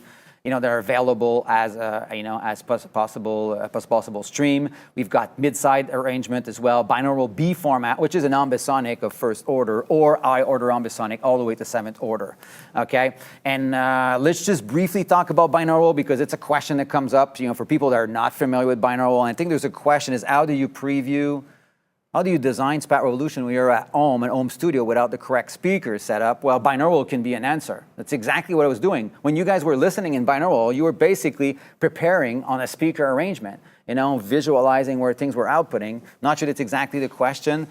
Is there minimal setup is the question. I'll get back to questions anyway. But this binaural is this rendering of, content over headphones. And basically, it's a synthesis. And what it does is all the sources that are arbitrary positioned around me are getting synthesized for a sensory experience of a front, a back, a left, all this. It is a 2-channel delivery, by the way. You can send this. I'm sending this to you on YouTube. There's nothing specific. It's 2 channels, but when you're listening to them, you're already getting a different experience, okay? It's not compatible on stereo speaker, by the way, so you may be getting some weird things at home if you're on stereo speakers. You still get the left, right, but if you're listening to it, there's probably some, some timbre effect for sure on it. But there's a system for this called transaural, which actually you're going to see right there. We can create transaural content for people that are interested by transcoding binaural room. Little scheme that you see on the right side there, it's basically a transcode, the binaural to a transcode to a transaural system for 2 speakers. But then, binaural means, that we can basically create binaural content, and you can actually sum some binaural content that you're receiving with some freshly created content as well. If you've got some binaural scene that you want to kind of add some elements to, you can rapidly do this with SPAT as well for the one interested with binaural content. And that's the scheme that you see on the left side. We talk about binaural, we've got to talk about ed-related transfer function. I think our friends from Genelec are online. Let me say hello to them. And why am I saying hello to Genelec? Not because I've got 2 Genelecs behind me, but strictly because we've been exploring recently a system called Aural ID, which is a possibility for you from home to actually get your own HRTFs. And yeah, getting a personal HRTF is very interesting if you're going to be mixing in binaural. If that's going to be part of your gig of mixing immersive content, definitely consider getting a personal HRTF. Which can be done in some labs all over the planet. They're not that easy to find, but some solutions are coming, to do something with filming your ears, and this is what Aural ID is. Not wanting to do some advertising necessarily, but this is great. This is great, and we've been playing. I know our lead developer, Gal, which is online. Hey, Gal, got his personalized HRTF from the same mechanism with interesting results. Anyway, what's important to understand is the question came up earlier, KMR, right? By default, KMR is this dummy ed, the base filter for binaural, which in theory should render good result for the majority of the planet, in theory. But the truth of the matter is it's not the case, and it's probably a percentage of 60% that will get some feeling, and some people will be left off. With, I'm not picking up the back, I'm not picking up the elevation. And this is what the HRTF does, okay? It's basically, the model for the filtering. And these are basically just based on, your ears, your torso, they're basically, the physical elements of your body, obviously, and your ears, height and stuff, that have an impact on the way we listen to audio every day without headphones when we're walking in a room. So this is what that does. Anyway, yeah. So that's a little parenthesis on binaural and HRTFs. We can import HRTF SOFA files straight in SPAT when we get into the preferences later anyway. Quick parenthesis on ambisonic or B format, first order ambisonic or higher order ambisonic. There's two things that we do here. We can either create streams in ambisonic or we can transcode. What I mean by transcode, you're getting an ambisonic third order, something from a collaborator. You can transcode this onto a speaker arrangement to listen to, or more maybe to spatialize it. You can transcode, from a third order to a cube channel arrangement that you can sit on a, we're not going to cover this today, advanced session. Just want to kind of briefly talk about transcoding that we offer for ambisonic and people working in ambisonic. Very interesting because ambisonic is a great delivery method that's not stuck to a channel base, right? It's a sound field, up to 64 channels if you're on the 7th order. So you're not attaching this to a channel-based arrangement. Great way to deliver, but there's challenges in transcoding it. To be aware of. But anyway, we have some shows that are being done, quick parenthesis, we actually have done a show in Berlin, for that matter of fact. I saw some people from Berlin, Munich, whatever. Definitely some people from Berlin out there. The show Vivid in Berlin is exactly this. Made by our friends, programmed by Sfereo, a consultant we've been working with. They basically did, with the sound designer, which I sorry don't have the name here, created a 5th order ambisonic bed for the music and a 5th order ambisonic bed for the vocals, and these were transcoded into a speaker arrangement of 50-something speakers. And interestingly enough, was transcoded to a 4.1 arrangement for VIP booths in the theater. An example of how SPAT can be versatile for some workflows anyway. So ambisonic was the choice for there.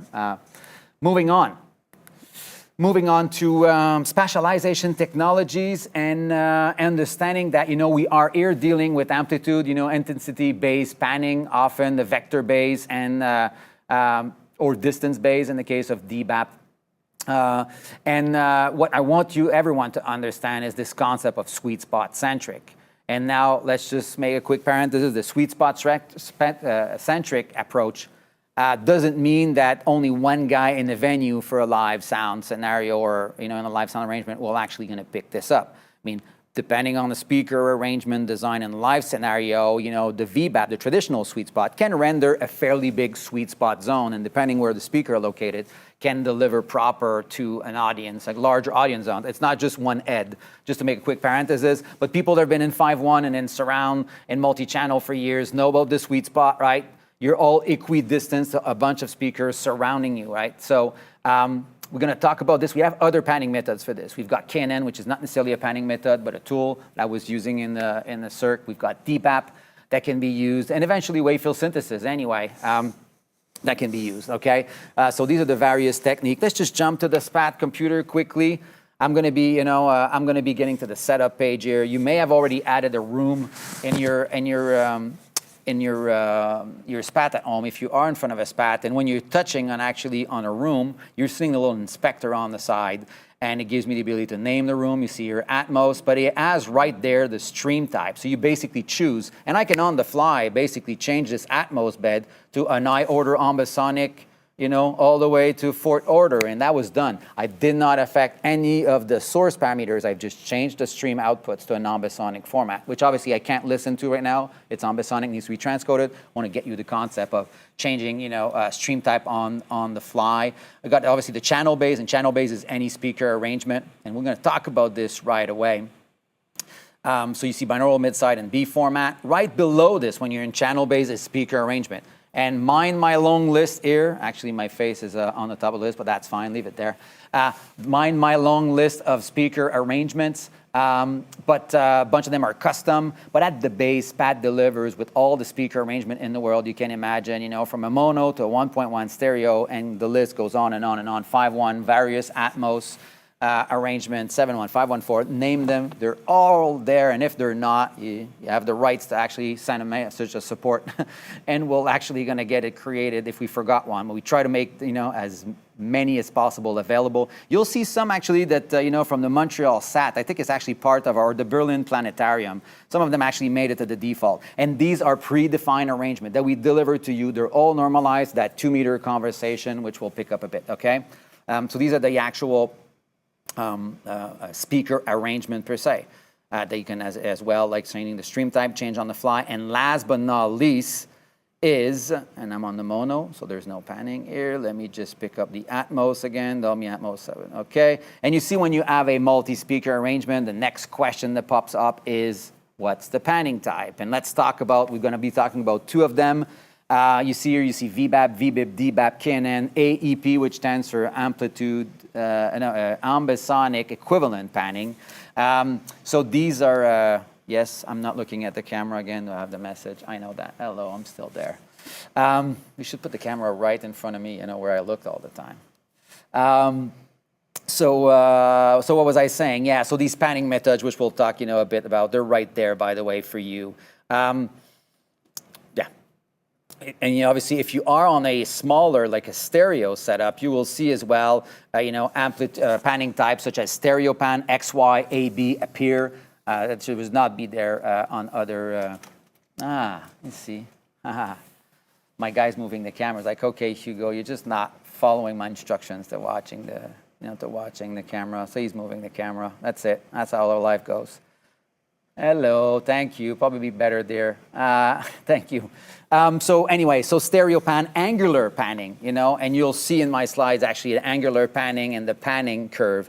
And the curve is actually very similar to what we are here, which is called the VBAP, which stands for vector-based amplitude panning anyway. Let's jump back to the actual slideshow.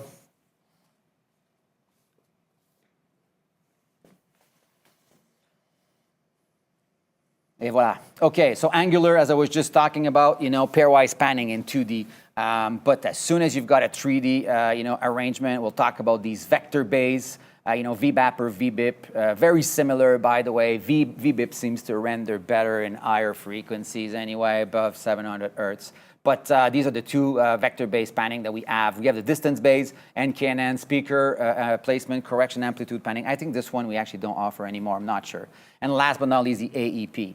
Okay, let's talk about these panning techniques briefly because they're important to understand. And VBAP is basically an extension of what stereo amplitude is all about, just applied to more speakers, really. We'll actually have some little images for you in 2 seconds. And the panning law is basically, the two closest speakers to the source, or three if you're in 3D. So the deal is 2 speakers active all the time, or 3 speaker active all the time.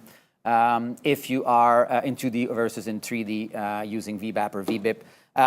Again, we've talked about this. You're basically surrounding the listener, in a 2D ring of speakers or in a 3-dimensional sphere, half sphere, NHK, it looks like that pretty much, or in an Atmos arrangement, right? And we always assume that the listener are, located in the center. That's where you're getting the effect of an equidistant setup. Yay, and we got a new camera spot here because I always look there. You decided to move the camera there. I love it. Pleasure of live. Thanks, Guy. Yes, you can see it on the screen here on a typical, ring or a typical 2D plane, the top view, right? Speaker 1, speaker 2, and that virtual speaker, that's the source basically, that's moving, giving you the impression of a speaker. And that's how the vector, gets calculated. The calculation for the vector happens for these two outputs. And we see that we're moving to 3D here. We're actually got triangulation. We've got these active triangles. That's why we're going to talk about spheres. That's why we're going to talk about the importance of having these triangles when we're doing a speaker arrangement and a custom arrangement anyway, to be able to localize, to localize. And this is that triangulation that comes from the 3D aspect, okay? Making sense, we see a little sphere here and the little, the vector summation that you see on the little top there, maybe you see that. Anyway, and that's how, sphere system makes a lot of sense. And, to that extent, I may cover the fact that, you're thinking about a 5.1. 5.1 was the reason those two rears are actually there. It's probably because they make sense for someone in the living room but you have to agree that the sides, there's a big hole in the sides. It's an irregular system, which will obviously going to render, never render as great as having, equidistance and a uniform system, which we obviously try to promote as much as possible, when possible. Sometimes we make compromises. Yes, let's look at that curve. You see red and the blue. That's the one I want you to focus on. The difference basically there is we've got we're looking at angular versus VBAP pan. So it's pretty much the same thing as the typical angular panning that you're used to, I guess. Yeah, and then obviously the sweet spot centric may not always work. And why wouldn't it work? Well, it would not work if, for example, It would not work, for example, if your system is irregular, for example, right? Think about a museum where you've got, 200 feet, or sorry, I'm in feet now, back to Canada here. If you've got a corridor of, I don't know, 40 meters, 50 meter long, and you've got some speakers, in that system, and they're spread out in an irregular way, and your audience is sitting pretty much anywhere, VBAP will not work, right? You'll basically have only, if you're in 2D, you'll only have 2 speakers active. So, so distance base is basically an alternate method for that. And it's a matrix base, and supporting, these other types of system. It's not making any assumptions on where the listener is sitting, or when it's situated. And basically, there's no link to the listener per se. Everything is in relationship. Sorry for that. Everything is in relationship with the source and the quantity of speakers. There's basically a weighting that happens based on the distance of a source to the closest speaker and all the other speakers, for that matter of fact. And this is how the panning happens. So DBAP is very interesting, doing a very wide stage, and you want to do some localization without kind of, sorry for that, why is it keeping doing this? Without compromising the fact that you need to distribute some signals. So there's the matrix, there's the amplitude, weighting that comes very handy for you, okay? This is our DBAP in 2D and in 3D. And last but not least, KNN. I want to briefly talk about KNN, which is more for our live folks out there, although it's a creative tool. KNN is not an amplitude panning. It does basically do some amplitude panning, but over a number of defined speakers. You get to define how many speakers, and that's defined by percentage. You may have seen it later. You guys, actually, we can jump here quick if we want to do this full. Let's just move to KNN. Let's just move to my main screen, Guy, please. We'll move back to my main screen. I'm just going to show you a parameter that's going to appear on the source called the percentage. If we actually pick up a source, you see where the spreading is. I actually have a percentage neighborhood, and the percentage neighborhood will allow you to define is that amplitude distribution or amplitude panning gets done over all the speakers or only one speakers. And that was why earlier when I was doing the preview in KNN, you were hearing a sound jump. It was basically jumping. There was no panning per se. It was jumping from one speaker to the other in your ears, okay? And that it can be very practical. You want to localize something that's not moving. You want it to come out of one speaker, or it's object kind of linked almost to the speaker without panning per se. And you can start to increase, fully automate this and increase the percentage. Kind of get where I'm going with the KNN. Something that we use intensively in these kind of setups, a theatrical show. It's really a creative tool. And you can move the source around. You'll hear it jump like a strobe, as an effect if you wanted to. Everything is automated anyway, so yeah, good. Okay, I think we've covered some of the panning methods. Let's just look at these channel-based arrangements. You've seen them mono stereo. We've talked about them already anyway. But any custom speakeration applies. And let's take some time. A friend of mine, sent me a message yesterday. Say, Hugo, I wish we had spent a bit more time on custom speaker arrangements. And we'll take a bit of time to talk about them in the next section. Because obviously you can create pretty much anything you want in 2D and 3D, and there's a few things to kind of follow when you're doing those. This is the window. If we jump back to SPAT, you actually saw this room output as well, and this is where we're going to be able to edit this actual speaker arrangement. If we actually go, briefly in SPAT again, Guy, we're going to be able to see, right next to the speaker arrangement, when you're looking at the inspector here, right, there's a little edit button. That's what basically populates you, this window where you can choose speaker arrangement, you can duplicate them, you can export, import them. There's a bunch of functionality. We'll try to cover them a bit. Time flies as usual anyway. Okay, let's move on to the PowerPoint quick. And we're actually going to be moving into module 2 where we're actually going to look at custom speaker configuration anyway. We could even start with that, for that matter of fact. Okay, questions? How are we doing on time? Are we doing better? We're doing pretty much the same thing as yesterday. Okay. Enrique, how do you design in SPAT Revolution when you are at home or home studio without the correct speaker setup? Let's say the minimal. I'm not trying to understand. Not the minimal 5.1 setup. Well, there's no necessarily minimal. There's not necessarily a minimal, per se speaker arrangement for you to monitor. Obviously, you know, it would be ideal for you to have an NHK22 dot, do a lot of resolution, be able to listen to pretty much anything, you know, transcoding a 64, you know, an Ambisonics 7 order all the way to playing with binaural and stuff. So yes, indeed, at one point, if you have no elevation or limited elevation, but a 514 setup has been recognized by some people as a good bass. You're basically, you know, it's the 5.1 that we know, and we're adding some elevation, the 4 elevation. I think that's something that Dolby Atmos Live is talking about right now for the, you know, a time of a live broadcast. I was listening to some of their live webinars yesterday on this. But yeah, there's no per se one way. And the fact that you have a lot of flexibility, you can listen to it in your 5.1 system and, you know, 5.1.4 and take the binaural maybe to get better ideas. But I hope I'm answering the question. Charles, do the circles in the room relate to a specific distance? Indeed. The circle, yes, we can jump there. And maybe jump back to the SPAT, please. And you see we're in the KNN room. I'm going to start there because you see there's no circle in it. And there's a reason the KNN and the DBAP, for that matter of fact, have no circle. You see there are only squares right now, and there's no listening ed as well. And the reason we do this, for people to understand that you're no longer in a sweet spot centric approach. You know, you're in a matrix. You're on a grid. You're off the grid or whatever. You're off the circle, the polar patterns. But let's go back now to Atmos. Yes, they do indeed. And you know, this is your listening ed, 1 meter, 2 meter, 3 meters, and then 5. You know, and so on and so forth. Okay, so this is what's going on. So you're right. The lines, the circles relate to specific distances. And as you see, here we are on I changed it to stereo. Here we're on a stereo arrangement, 2 speakers.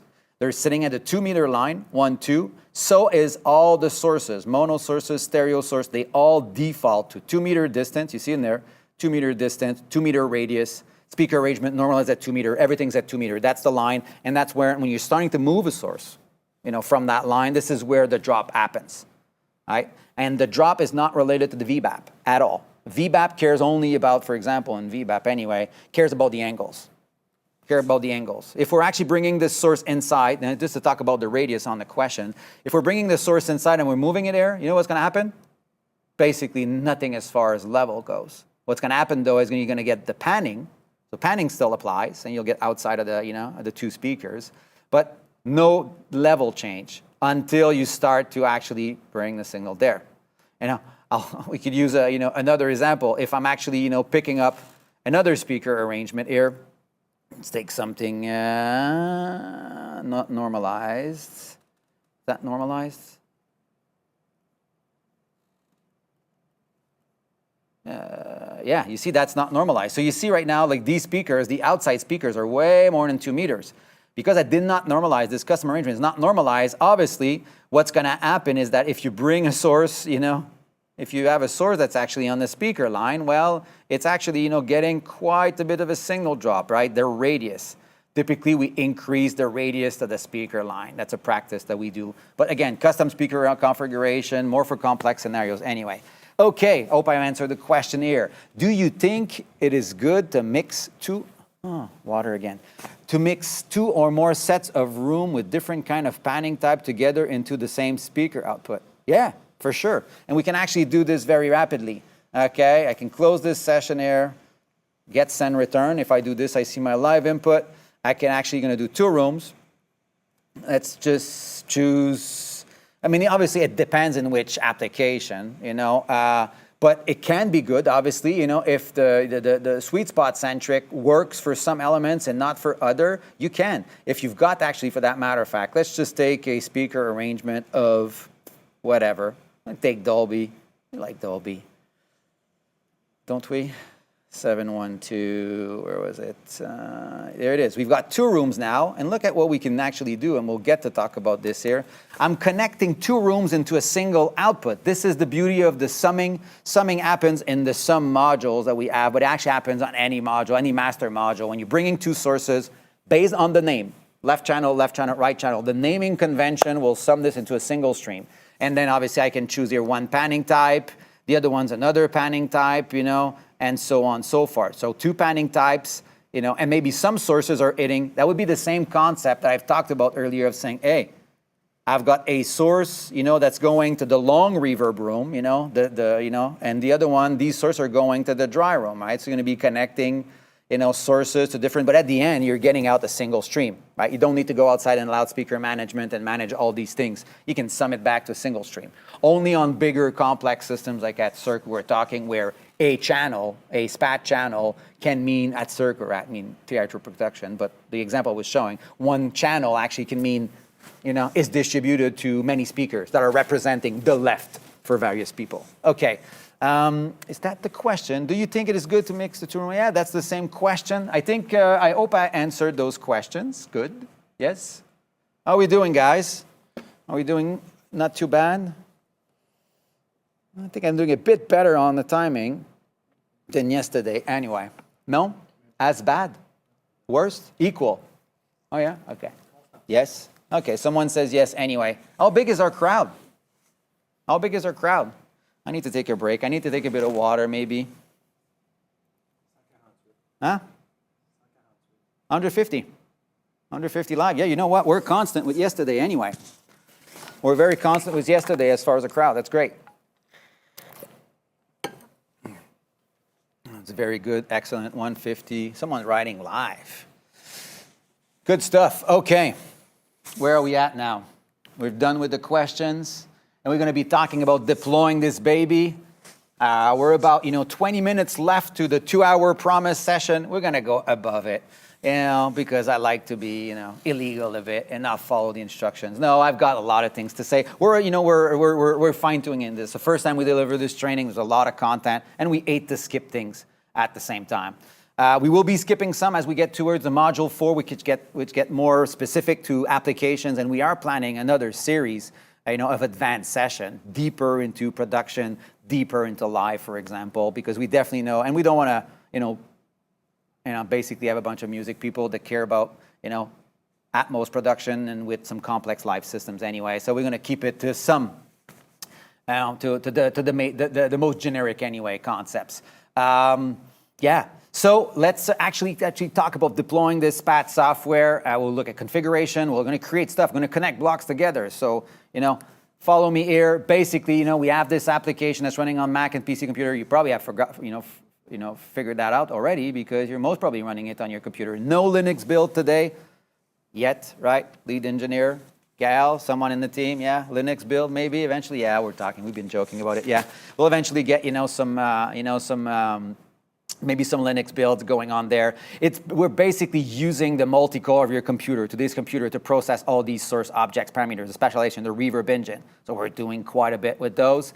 It does mean that we have to have some sort of a minimum. You don't want to be doing this, on any necessarily machine, and like any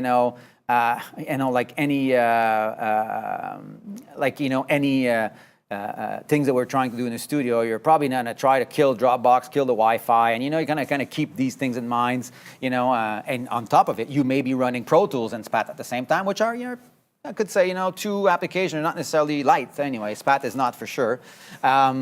Obviously, some other DAW are actually lighter than other. But yeah, the computer capacity is very important. The I/O capacity, the session size, and the latency is really limited by the hardware. We've covered it on the latency anyway. For typical DAW integration, we typically recommend 1024 anyway.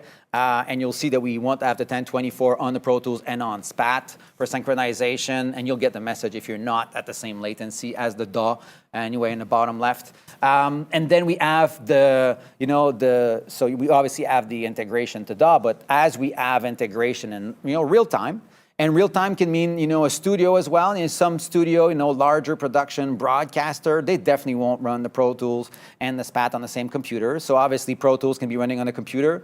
MADI I/O being fed to, 1 or 2 MADI SPAT, MADI SPAT I would call it, or Dante SPAT, or AVB SPAT, or AES67 SPAT. In a control room processing live. And in this case, there's no local I/O connection, but all the automation can still flow from the DAW. And which is the same scenario that we're doing in touring and live sound, for that matter of fact, right? We're getting audio in from a MADI feed, a MADI audio interface, a wave sound grid interface, name them. And it could be obviously network audio, which is great today, a large I/O count of Dante inputs, AVB audio. This is, things that you can do, like, for example, in some systems as well. It gives us a lot of flexibility. And last but not least, obviously, the integration of, of the DAW, as we were talking. Important to understand, well, number one, that, that plugin runs in multiple formats, AAX native, AU and VST, which covers pretty much all. More coming on that for that matter of fact. And we are doing DSP, so we're doing SXL Avid version. This is what's running on that console here. The plugin runs on the console. It means that you can actually move. There's a series of SPAT webinars on this that you may be able to watch, where basically all these source parameters are on the channel, on the console, and you can build this in the snapshots and fire some movements of sources in the SPAT engine. That's what we were doing in the Closed Talker show and on many of those shows with live sound, with SXL, for example. But what's important to understand is the plugin runs in kind of two modes. Local brings audio and automation between the two applications, the DAW. And if you're actually remote, the plugin is still very practical because it will be sending OSC command to one or two computer. Thinking about a studio production, larger studio that wants to have a main and backup processing computer in the room for larger session. Yeah, the OSC, the parameter, the automation parameters that you wrote on the Pro Tools, it's actually can go to one or potentially two computers, main and backup, okay? So this is the concept of kind of deporting, a system from local to network base. Question. Sorry, let's talk about requirement briefly. Basically, my rule of thumb is as follows. If you are on a generic computer, fairly powerful machine, but a single machine, but fairly generic, meaning that you're of, for example, I don't know, I would say, a quad core, Intel i5, and 8 or 16 gig of RAM.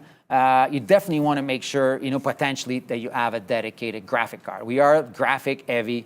As you saw the room that I'm spinning, it's a 3D engine, right? So we do want to make sure you're taking some time to think here. And at the end of the day, the other thing that I like to talk about, if you don't have this, it's fine. We've been doing it, but keep in mind there'll be some limitations for our session size. The Mac Minis are an example of that. But I was getting out, 32 channel at 96K with doing 2 rooms and with the reverb engine, in a live scenario. But that would be kind of the limit. So that's like what I like to talk about. These machines that are, have some limitation, you want to keep it to USB and Thunderbolt interfaces. Why? Because network audio, Dante, AVB, AES, will take some resources on the core. Definitely you want to avoid that for the smaller setup. And then, you're typically going to keep your channel count, your sources, the 64 mono, 32 stereo at 48K. Obviously, if you're going 96, you'll be wanting to drop that potentially. 2, 3 virtual rooms, and you'll pretty much leave it there. Kind of as a recommendation, we do have a consulting group, the FLUX Immersive Consulting Group, that's been involved on larger deployment, making recommendation, actually working with a hardware integrator as well for our touring applications or, But I say touring, live sound, or anything that you want to beef your machine. Obviously, some of the latest Mac Pro. I haven't got my Mac Pro yet. I'm waiting. Hey, boss, is there a boss somewhere, someone in front that can ship me a Mac Pro so I can test this beast? But yeah, obviously, some of those big beasts will render quite amazing results. But we haven't tested them yet, for that matter of fact. We've done on the older Mac Pro with great results. Although, yeah. Voila. Okay. I keep clicking on this wrong place. So, okay, let's talk about the application and the preferences on this application, the core and the ASIO aspect from local to network system and the block size and how they are important. So let's jump into my computer here, and we'll actually look at how to set up OSC briefly. The OSC is not required as a setup when you're doing the SPAT plugin. The OSC is really if you're in a network scenario where you have multiple computers, playback separated, you're doing an audio, MADI routing or other audio method routing, you're not using the plugin to route the audio, number one. Or number two, OSC would get used. Well, that's what I was using my QLab. We can do OSC integration locally with something that we call loopback. That's just a standard computer thing. So that's how you saw my QLab firing some movement. So maybe you haven't seen it, but I could do it right now for that matter of fact. Okay, let's move into my SPAT computer. For the sake of it, let's just remove everything. Boom, we are done. Actually, we can close this session, get send return, IC1 SPAT send. It's a stereo instance. Why is this? I am running, QLab like I was running before. This is my little Q sheet or Q cart, I would say.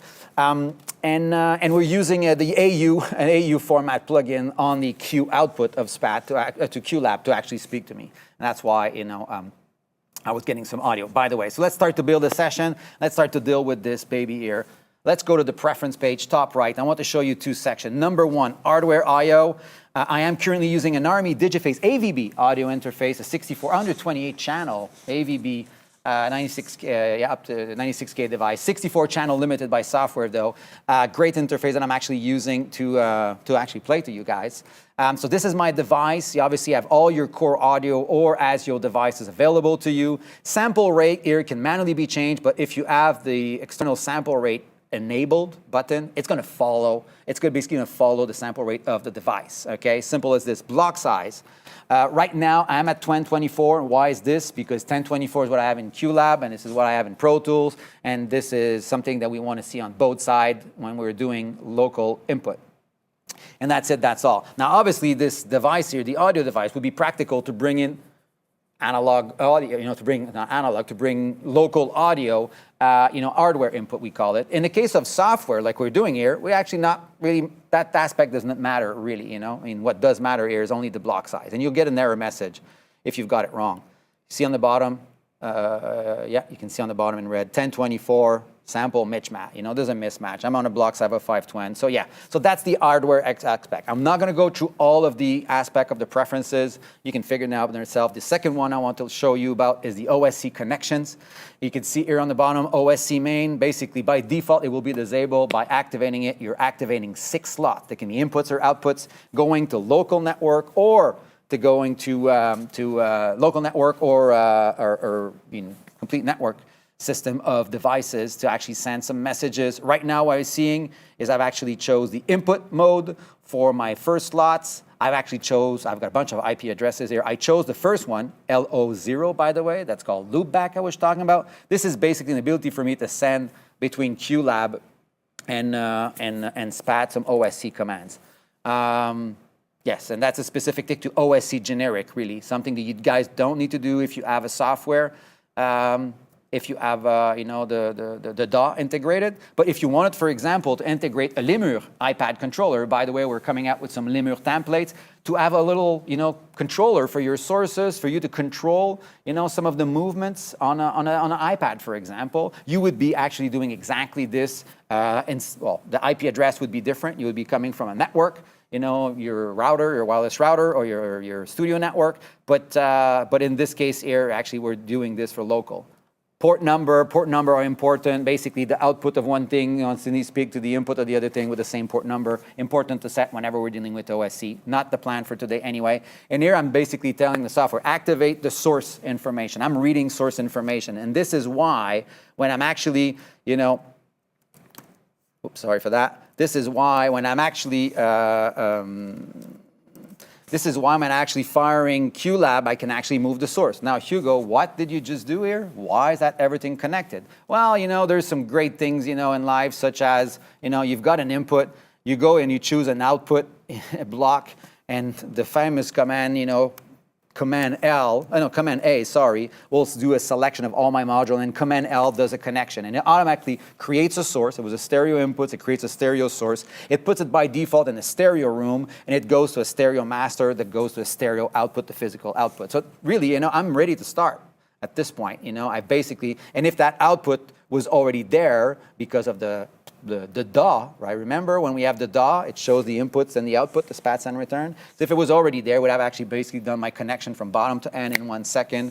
I can then click the room and start to do the modifications. Let's talk about what I wanted to talk here is, yes, why is that source moving when I'm firing a circle azimuth of 15 seconds?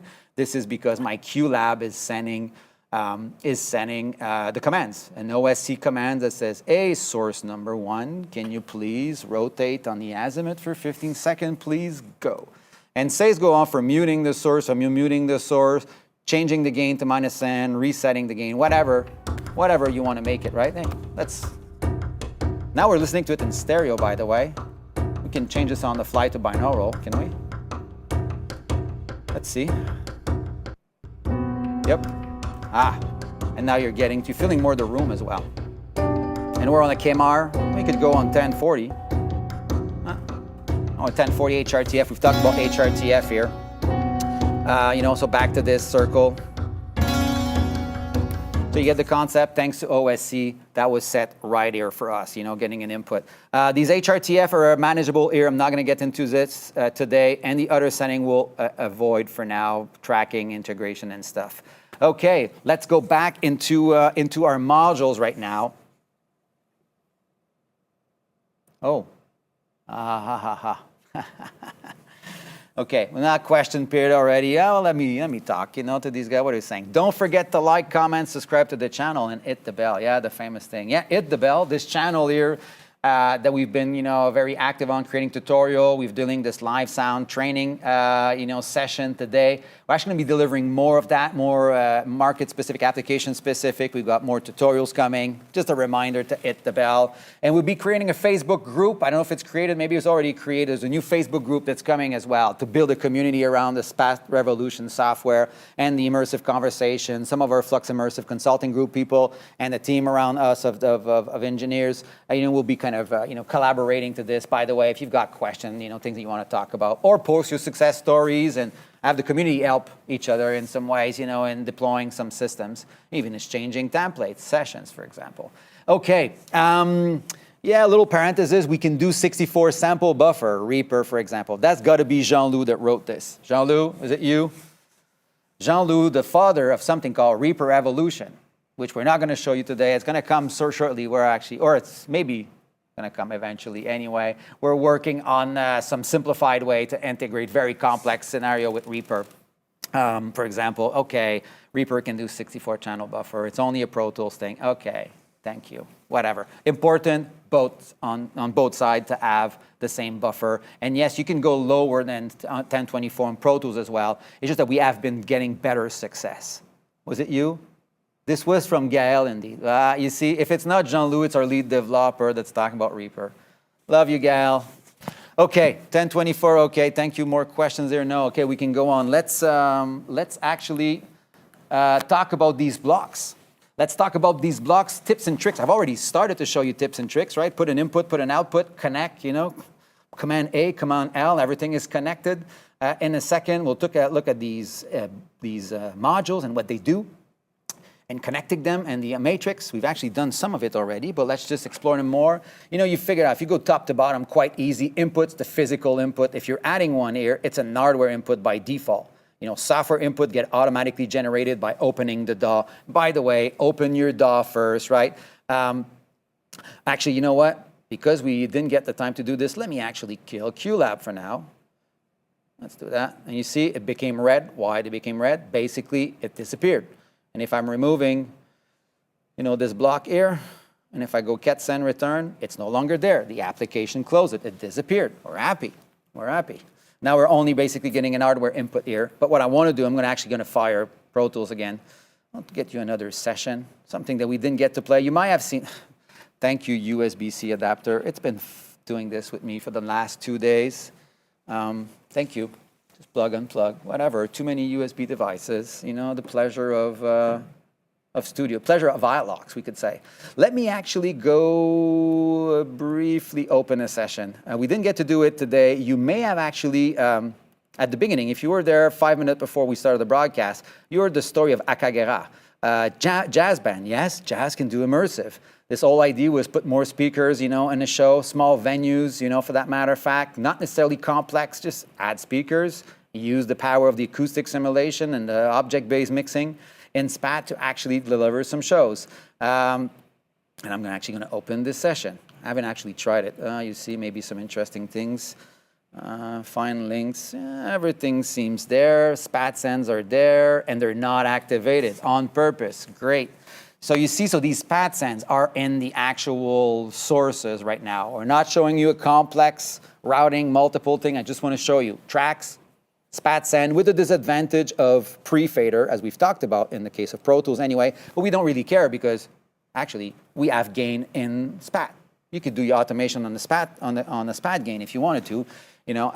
Now that's if you're ready to change your typical habits anyway. But so if I actually activate this, you'll see what's going to happen there. And if I remember the command, yes, if I hit control and enable, all my sources are enabled. One shot, right? Easy. And how was that done? That was basically just us adding the adding an insert into the track itself, and in this case we use the SPAT Revolution send.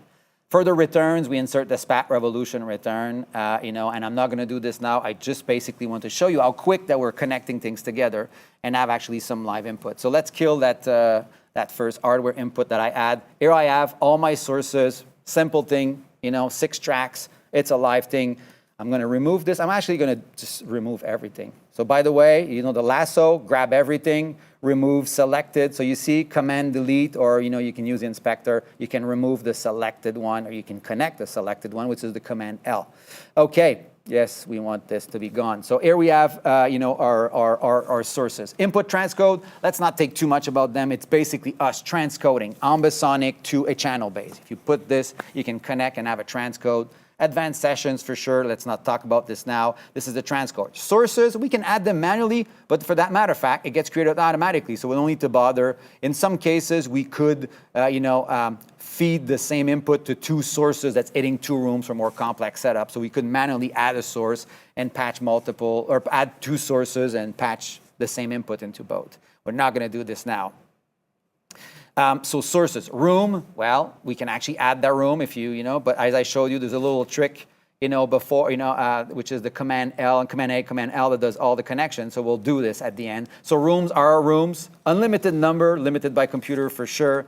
And then we have a sum module that does the summation. So basically, and on the naming, so left, left, right, right, whatever, surround, left, surround, right, it's gonna sum these together to create a unique output. But for that matter of fact, we actually can do this on master modules as well. So summation is still practical for some scenario, but we have this on master modules as well. In between the sum and the master is the master transcoder, and that transcodes what? That transcodes binaural to transaural, that transcodes ambisonic to channel base. You want to listen to a 7th order sound field, and you want to listen to it on an NHK 22.2, you can be able to transcode, and then you get all the transcoding options. Advanced stuff anyway, but the master transcoded there for that. The master is just a master. The master is an in and an out and a volume and something you can automate really. Then below that, the binaural monitoring. Important to understand, binaural monitoring does not have any, basically do one thing, which is tapping wherever you want. And we'll add it after I do this, okay? It's gonna tap, and basically instead of doing a binaural stream, right? I put a binaural room, I've got sources in a binaural room, and we're basically gonna get a synthesis, and all the sources will be, get localized, you'll get the binaural synthesis happening. The preview is you doing this not on the sources as objects, but as the speakers, the objects, right? That's basically, you're synthesizing the speaker output, right? 2 speakers, 8 speakers, 20, 50, 100 speakers. This is how at home you're listening to a binaural NHK 22.2 like we were doing.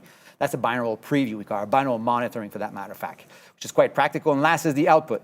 I'm gonna add an output, manually this time. The output is the physical one. By default, it's an hardware. We'll leave it at hardware, and I'm outputting on, it's mono right now. I'm gonna patch it later on. So let's just do this, command A, command L, everything is connected. I want to deliver to you a binaural. I'm gonna go in the room and go in the remember on the little, I'm gonna say it.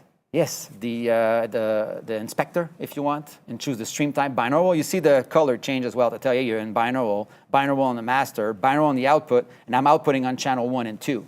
That should be actually going out to you if I do this, and I play the session, and it doesn't. Why it's this? Because, yes, maybe, maybe not. Oh yeah. Okay. It's a live show. We're live. Okay, in binaural, we're gonna name this the binaural for that matter of fact, if we want. Binaural. Here we are, sources are all there. We can actually gonna start manipulating the source. We can actually color code them if we wanted to have all the drums, multi-select, so shift. I chose 3 sources. Generate a color, can be a manual color, but I can set the color. I want my drums in green, right? If you want to follow a color scheme that you've got going on in your Pro Tools or whatever template, right? And if I, right? Kind of getting the concept of what we've got going here. It took 2 seconds, right? I've added an actual block at the output, connected all.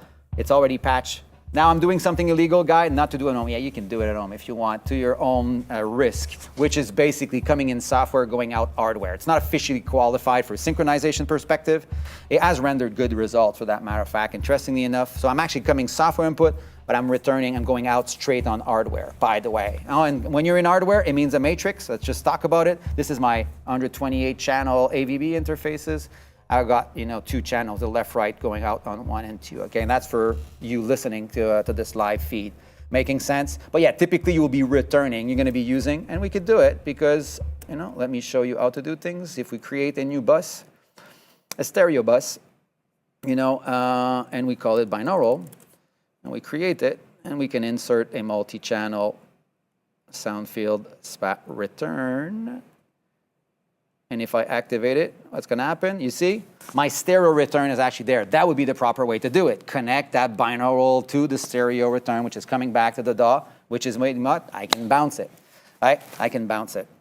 Okay, so this is explaining pretty much all the module that we've got. We're going to be taking questions. The question 8D that's coming up.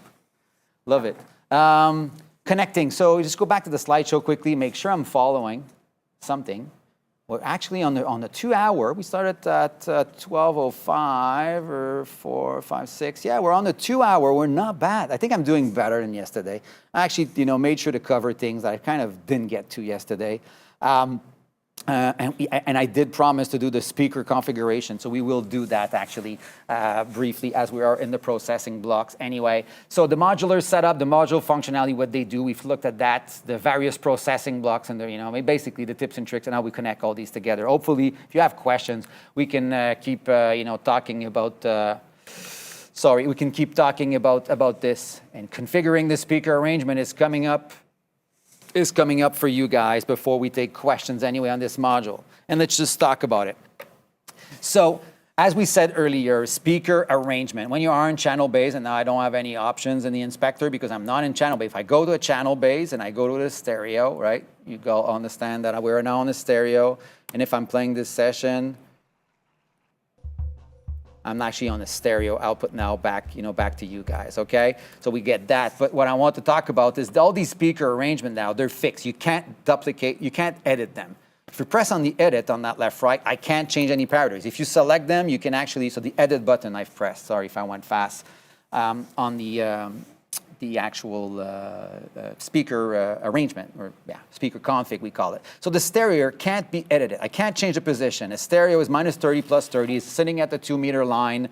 It's normalized, we call it. I can't do anything. I can duplicate it. And that would be very practical to do a custom configuration of, maybe I have a stereo -45 + 4, whatever the case is. Let's look at something more maybe specific. Let me push this to a, whatever. Oro 3D. Okay, I picked up that one because whatever. So basically now I'm going to Oro 3D, speaker arrangement, predefined, normalized, but maybe I want to customize it. And customizing it would mean first duplicating it. If you're duplicating it, you call this my Oro 3D. By the way, we have a custom speaker configuration blog that we wrote. We'll be doing probably another specific session for that. There's maybe a webinar on it because there's quite a bit to talk about speaker configuration. But there is a little blog, custom configuration blog. Guys, you can post it on the chat that talks about this. So, my 3D setup, whatever, apply, right? So I basically, just created. You see, it's called my 3D. This is my room now. I'm going to go back in it. And now you have the ability to do what? To change the position. And as you change them live, you'll see that the speaker moves, right? So you're basically entering either the XYZ coordinate or the AED information on the actual speaker arrangement. I'm going to refrain from talking from the compute functionality today. It is something interesting that we are using in live scenario. We do talk about it in the blog, but this is how you're creating your own system, your own custom application, your custom speaker arrangement by duplicating something that exists, or you just say new, that's my Hugo setup because that's my name, and you go add a speaker or add as many speakers as you want. You just, left and whatever, and you put it to position, and there they are in the space. Just to remember that, and you're not obliged to normalize, but the normalized functionality would be, and I can do it on my 3D that I just created, the normalize will actually gonna bring, everything, basically will bring the furthest away speaker at the 2 meter line. And that is by default your radius on the source, which we've talked about, and that becomes your departure point where the signal starts to drop. That's the concept behind the normalize, really. So you can normalize the speaker arrangement. You could say as what normalize can be practical if you've built some automation and now you're doing an automation on a bigger, smaller scale system. If they're all normalized, it's easier to move from one to the other. Okay? If we have questions, I'm going to take questions on the custom speaker arrangement and strategies. Like for example, in the live, we'll talk about this in another webinar. Where in the live, not because there's two speakers that are higher, by 1 meter, that it's considered an elevation. You flat those out. You just remove the elevation field to begin with. We often are going to do, you're going to basically often be doing 2D systems in the live anyway. Speaker, on the side, in a rank, in a theater, right? Speakers like, the side boxes, rear boxes, they're elevated, but for the audience, they're not elevated. They represent one plane. It's a 2D plane. Doesn't make sense. The reason you don't want to do 3D when you don't need to, it's because of the triangulation that's going to happen. And if you're moving a source, we've got a triangulation. If you've got an irregular setup, you'll get some misfiring. Confirmed, for sure. So yeah, often we flat out 2D. It's more complex to work in 3D and hard to do in a live environment unless you've got the Satosphere in Montreal, the Berlin Planetarium, or these sphere projects we've been hearing about globally about these systems. These live systems that have got, domes where you've got a uniform system around it. Hope it's making sense. We've got some questions. Where are we doing and how are we doing? And we're doing quite good. Yes, we are in a question mode again. Don't forget to like and comment. Yeah, I know that one. Just one question. That would be easy. Yeah. I've got my boss here. My boss in the back. My brother actually is actually in the building. He's been, as we're in confinement, I rarely work at the studio, but he's been coming here on a daily basis, making sure everything's working and figuring out that the ceiling is actually dripping. He can't do anything about it anyway, but he's making sure I'm looking at the camera. And I've got questions coming. You are okay, whatever. Nicolas, you're a machine too. Nicolas saying a machine. Well, maybe it's not Nicolas, maybe it's Jean-Loup. Okay, Ilter, you've mentioned the term AD. Any explanation, comment there? It's a popular subject. Well, I would love to know. I would be actually tempted to start a chat, just a community conversation about the AD conversation. And I'll tell you a little quick story about it. Hopefully you like to hear it. But AD started with my daughter, which actually maybe I wish I actually sent her, hey brother, try to get my sister, send her the live feed. If you can, send her the live feed, you can listen to this. Because she was actually responsible for AD, interestingly enough. We were at home and, she came back from school and said, Daddy, and she I worked in some immersive things. And she kind of figured out that AD is dimension, it's spatial, SPAT. Like she kind of figured that would, interest me. So she came back from school and said, Daddy, like, about AD? We're all listening to AD at school. I'm like, what the heck is that? So she started to send me some YouTube feed about AD, and I've obviously put, these headphones on and kind of realized what was going on, that maybe it was an attempt to do binaural audio. I don't know the full story behind it. It's obviously, we're rendering, potentially binaural, that they're doing, maybe or not. Maybe someone from AD here that can talk, that knows about the subject a bit more. But we kind of realized that they were basically, with some sort of an algorithm of processing, moving a stereo mix into this, spatial environment, and there was some localization going on. So it's just funny because that kind of where the AD conversation started. I've got nothing intelligent to say more than, then start to listen to this, and obviously, part of me was like sad to, see some of the destruction happening, and at the other side, I'm like, one thing that I picked up on that I have to admit was, when I listened to a track with a pair of headphones, it was in my living room, and actually, felt the space. It was actually a Latin track that I was listening to, and I really felt like I had no headphone on. I was in a living room with some musicians in some ways, and things were moving around, but there was some static acoustic space that they brought me in. And I'm like, this kind of got me thinking. And it's funny enough, I've asked a question to the team about 2 weeks ago. Have you heard about AD? So yes, I do not know what it is. It is more of a processing strategy to move the source around, but creating AD mean binaural, and all what I showed you today is a way to create spatial content. AD is more, I think, of a, processing. Is anything maybe off topic, but can you show Pro Tools automation writing SPAT parameters? Alicia, Okay, so yeah, I hope I answered the question about the ADOs. Not really an answer, more than my own experience on it. There's definitely some, I think the thing that I get from it is simple. We have, a younger generation, or a generation, not so younger generation, a generation of people that want to be immersed, that are expecting more from audio. And this is great. Audio is picking up on video and lighting departments and shows, right? It's picking up on many wanting to immerse, to create something, and we're getting the same thing. I think from a population that's just wearing headset, wearing an earpiece, are always isolated, but we're giving them back something, a space. So although some can criticize the rendering, the result, the pure audio engineer, you're listening to what AD is, you'll get offended. It's like, oh, my work for this. But there's definitely an interesting thing to investigate. I think binaural is definitely the answer. Better way to choose your binaural is something that, as a subject that I like to talk about right now. Maybe finding tools, quick tools for people to pick the best binaural, and then us delivering them some content in binaural audio. Sorry, I made it long. It could be an interesting topic. Sebastian, maybe off topic, but can you show the Pro Tools automation writing SPAT parameter? Well, I kind of showed it.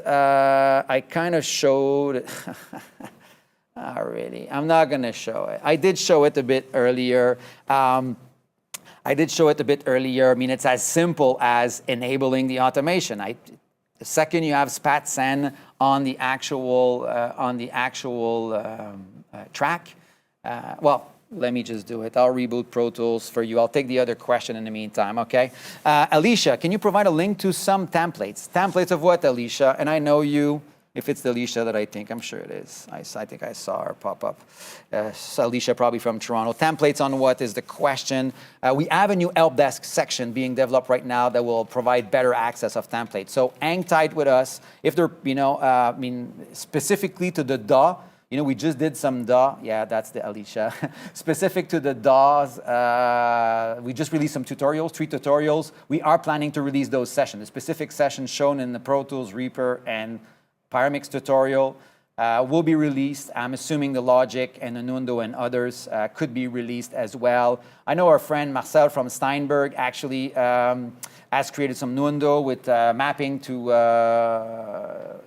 Nuage workstation. We have those templates that exist somewhere. We are planning to put them all together and start to release them soon anyway, okay? So hang tight on templates, but feel free, ask on the chat templates you would love to see, and that'll actually get us to build a list of potential templates, okay?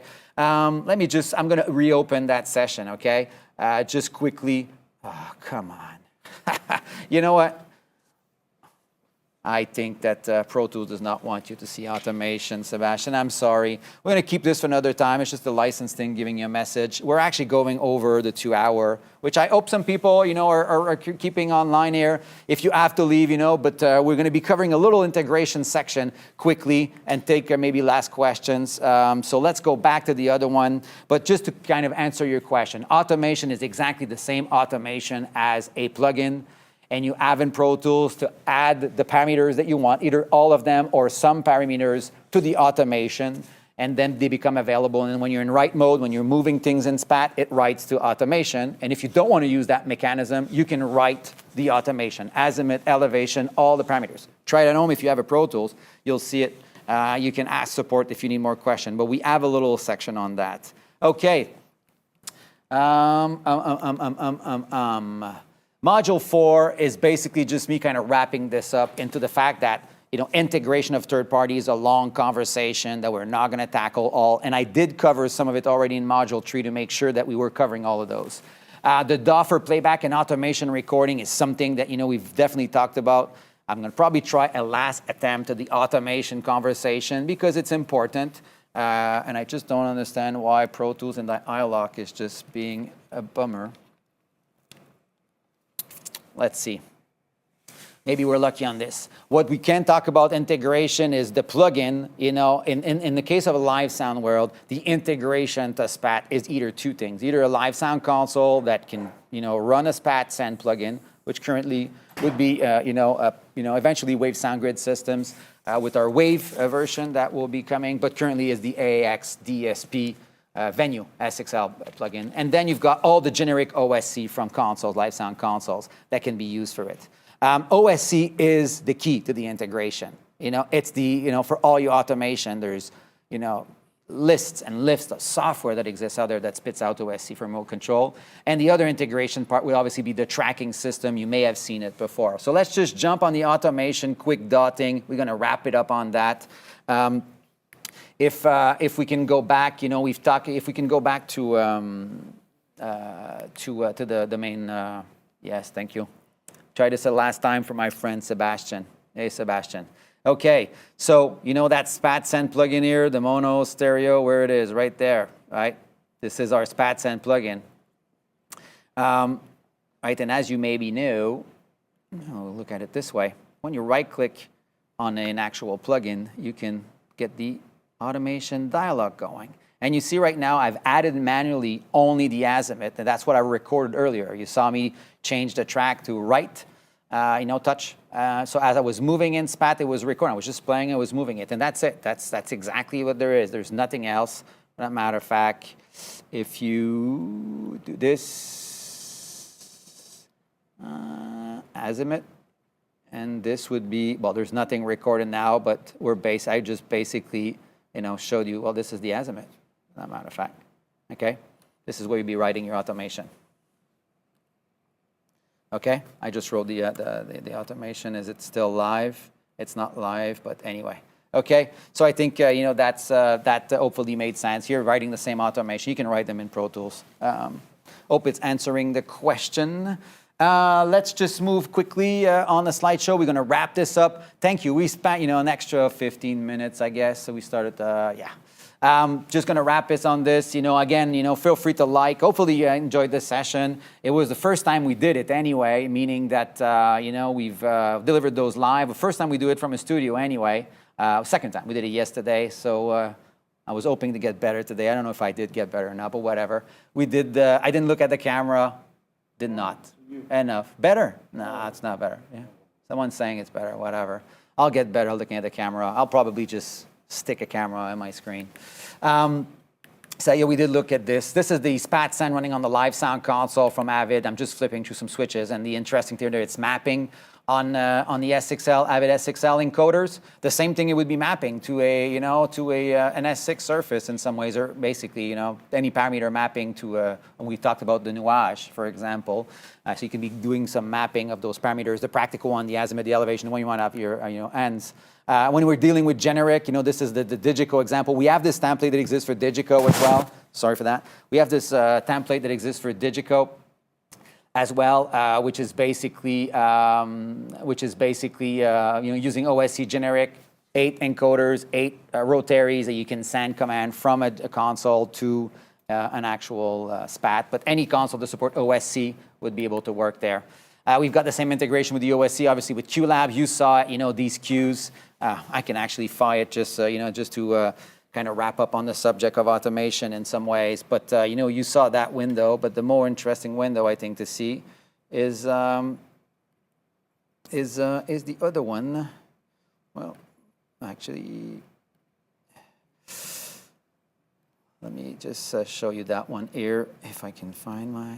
Yeah, thank you. 2D processing movement. Sorry. I'm getting there.